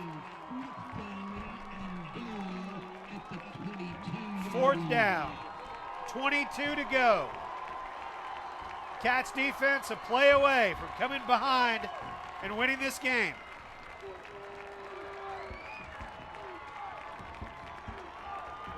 Secondary and the linebackers backing up. Keep it all in front of you. Hicks rolls out. Will throw across his body into the end zone. Incomplete. The Wampus Cats have won. Final score in double overtime, 48-41.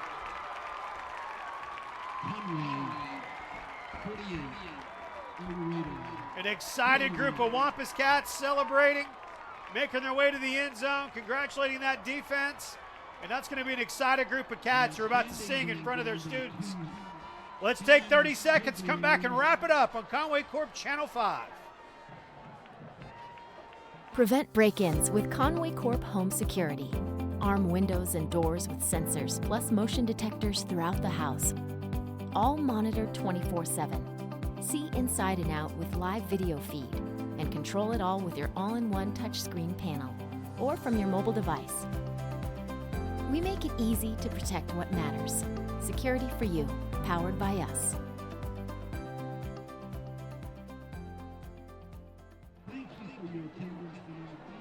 Well, what a fight those Eldorado Wildcats put up tonight. 6A school, one of the best in the state, making the long trip to Conway tonight.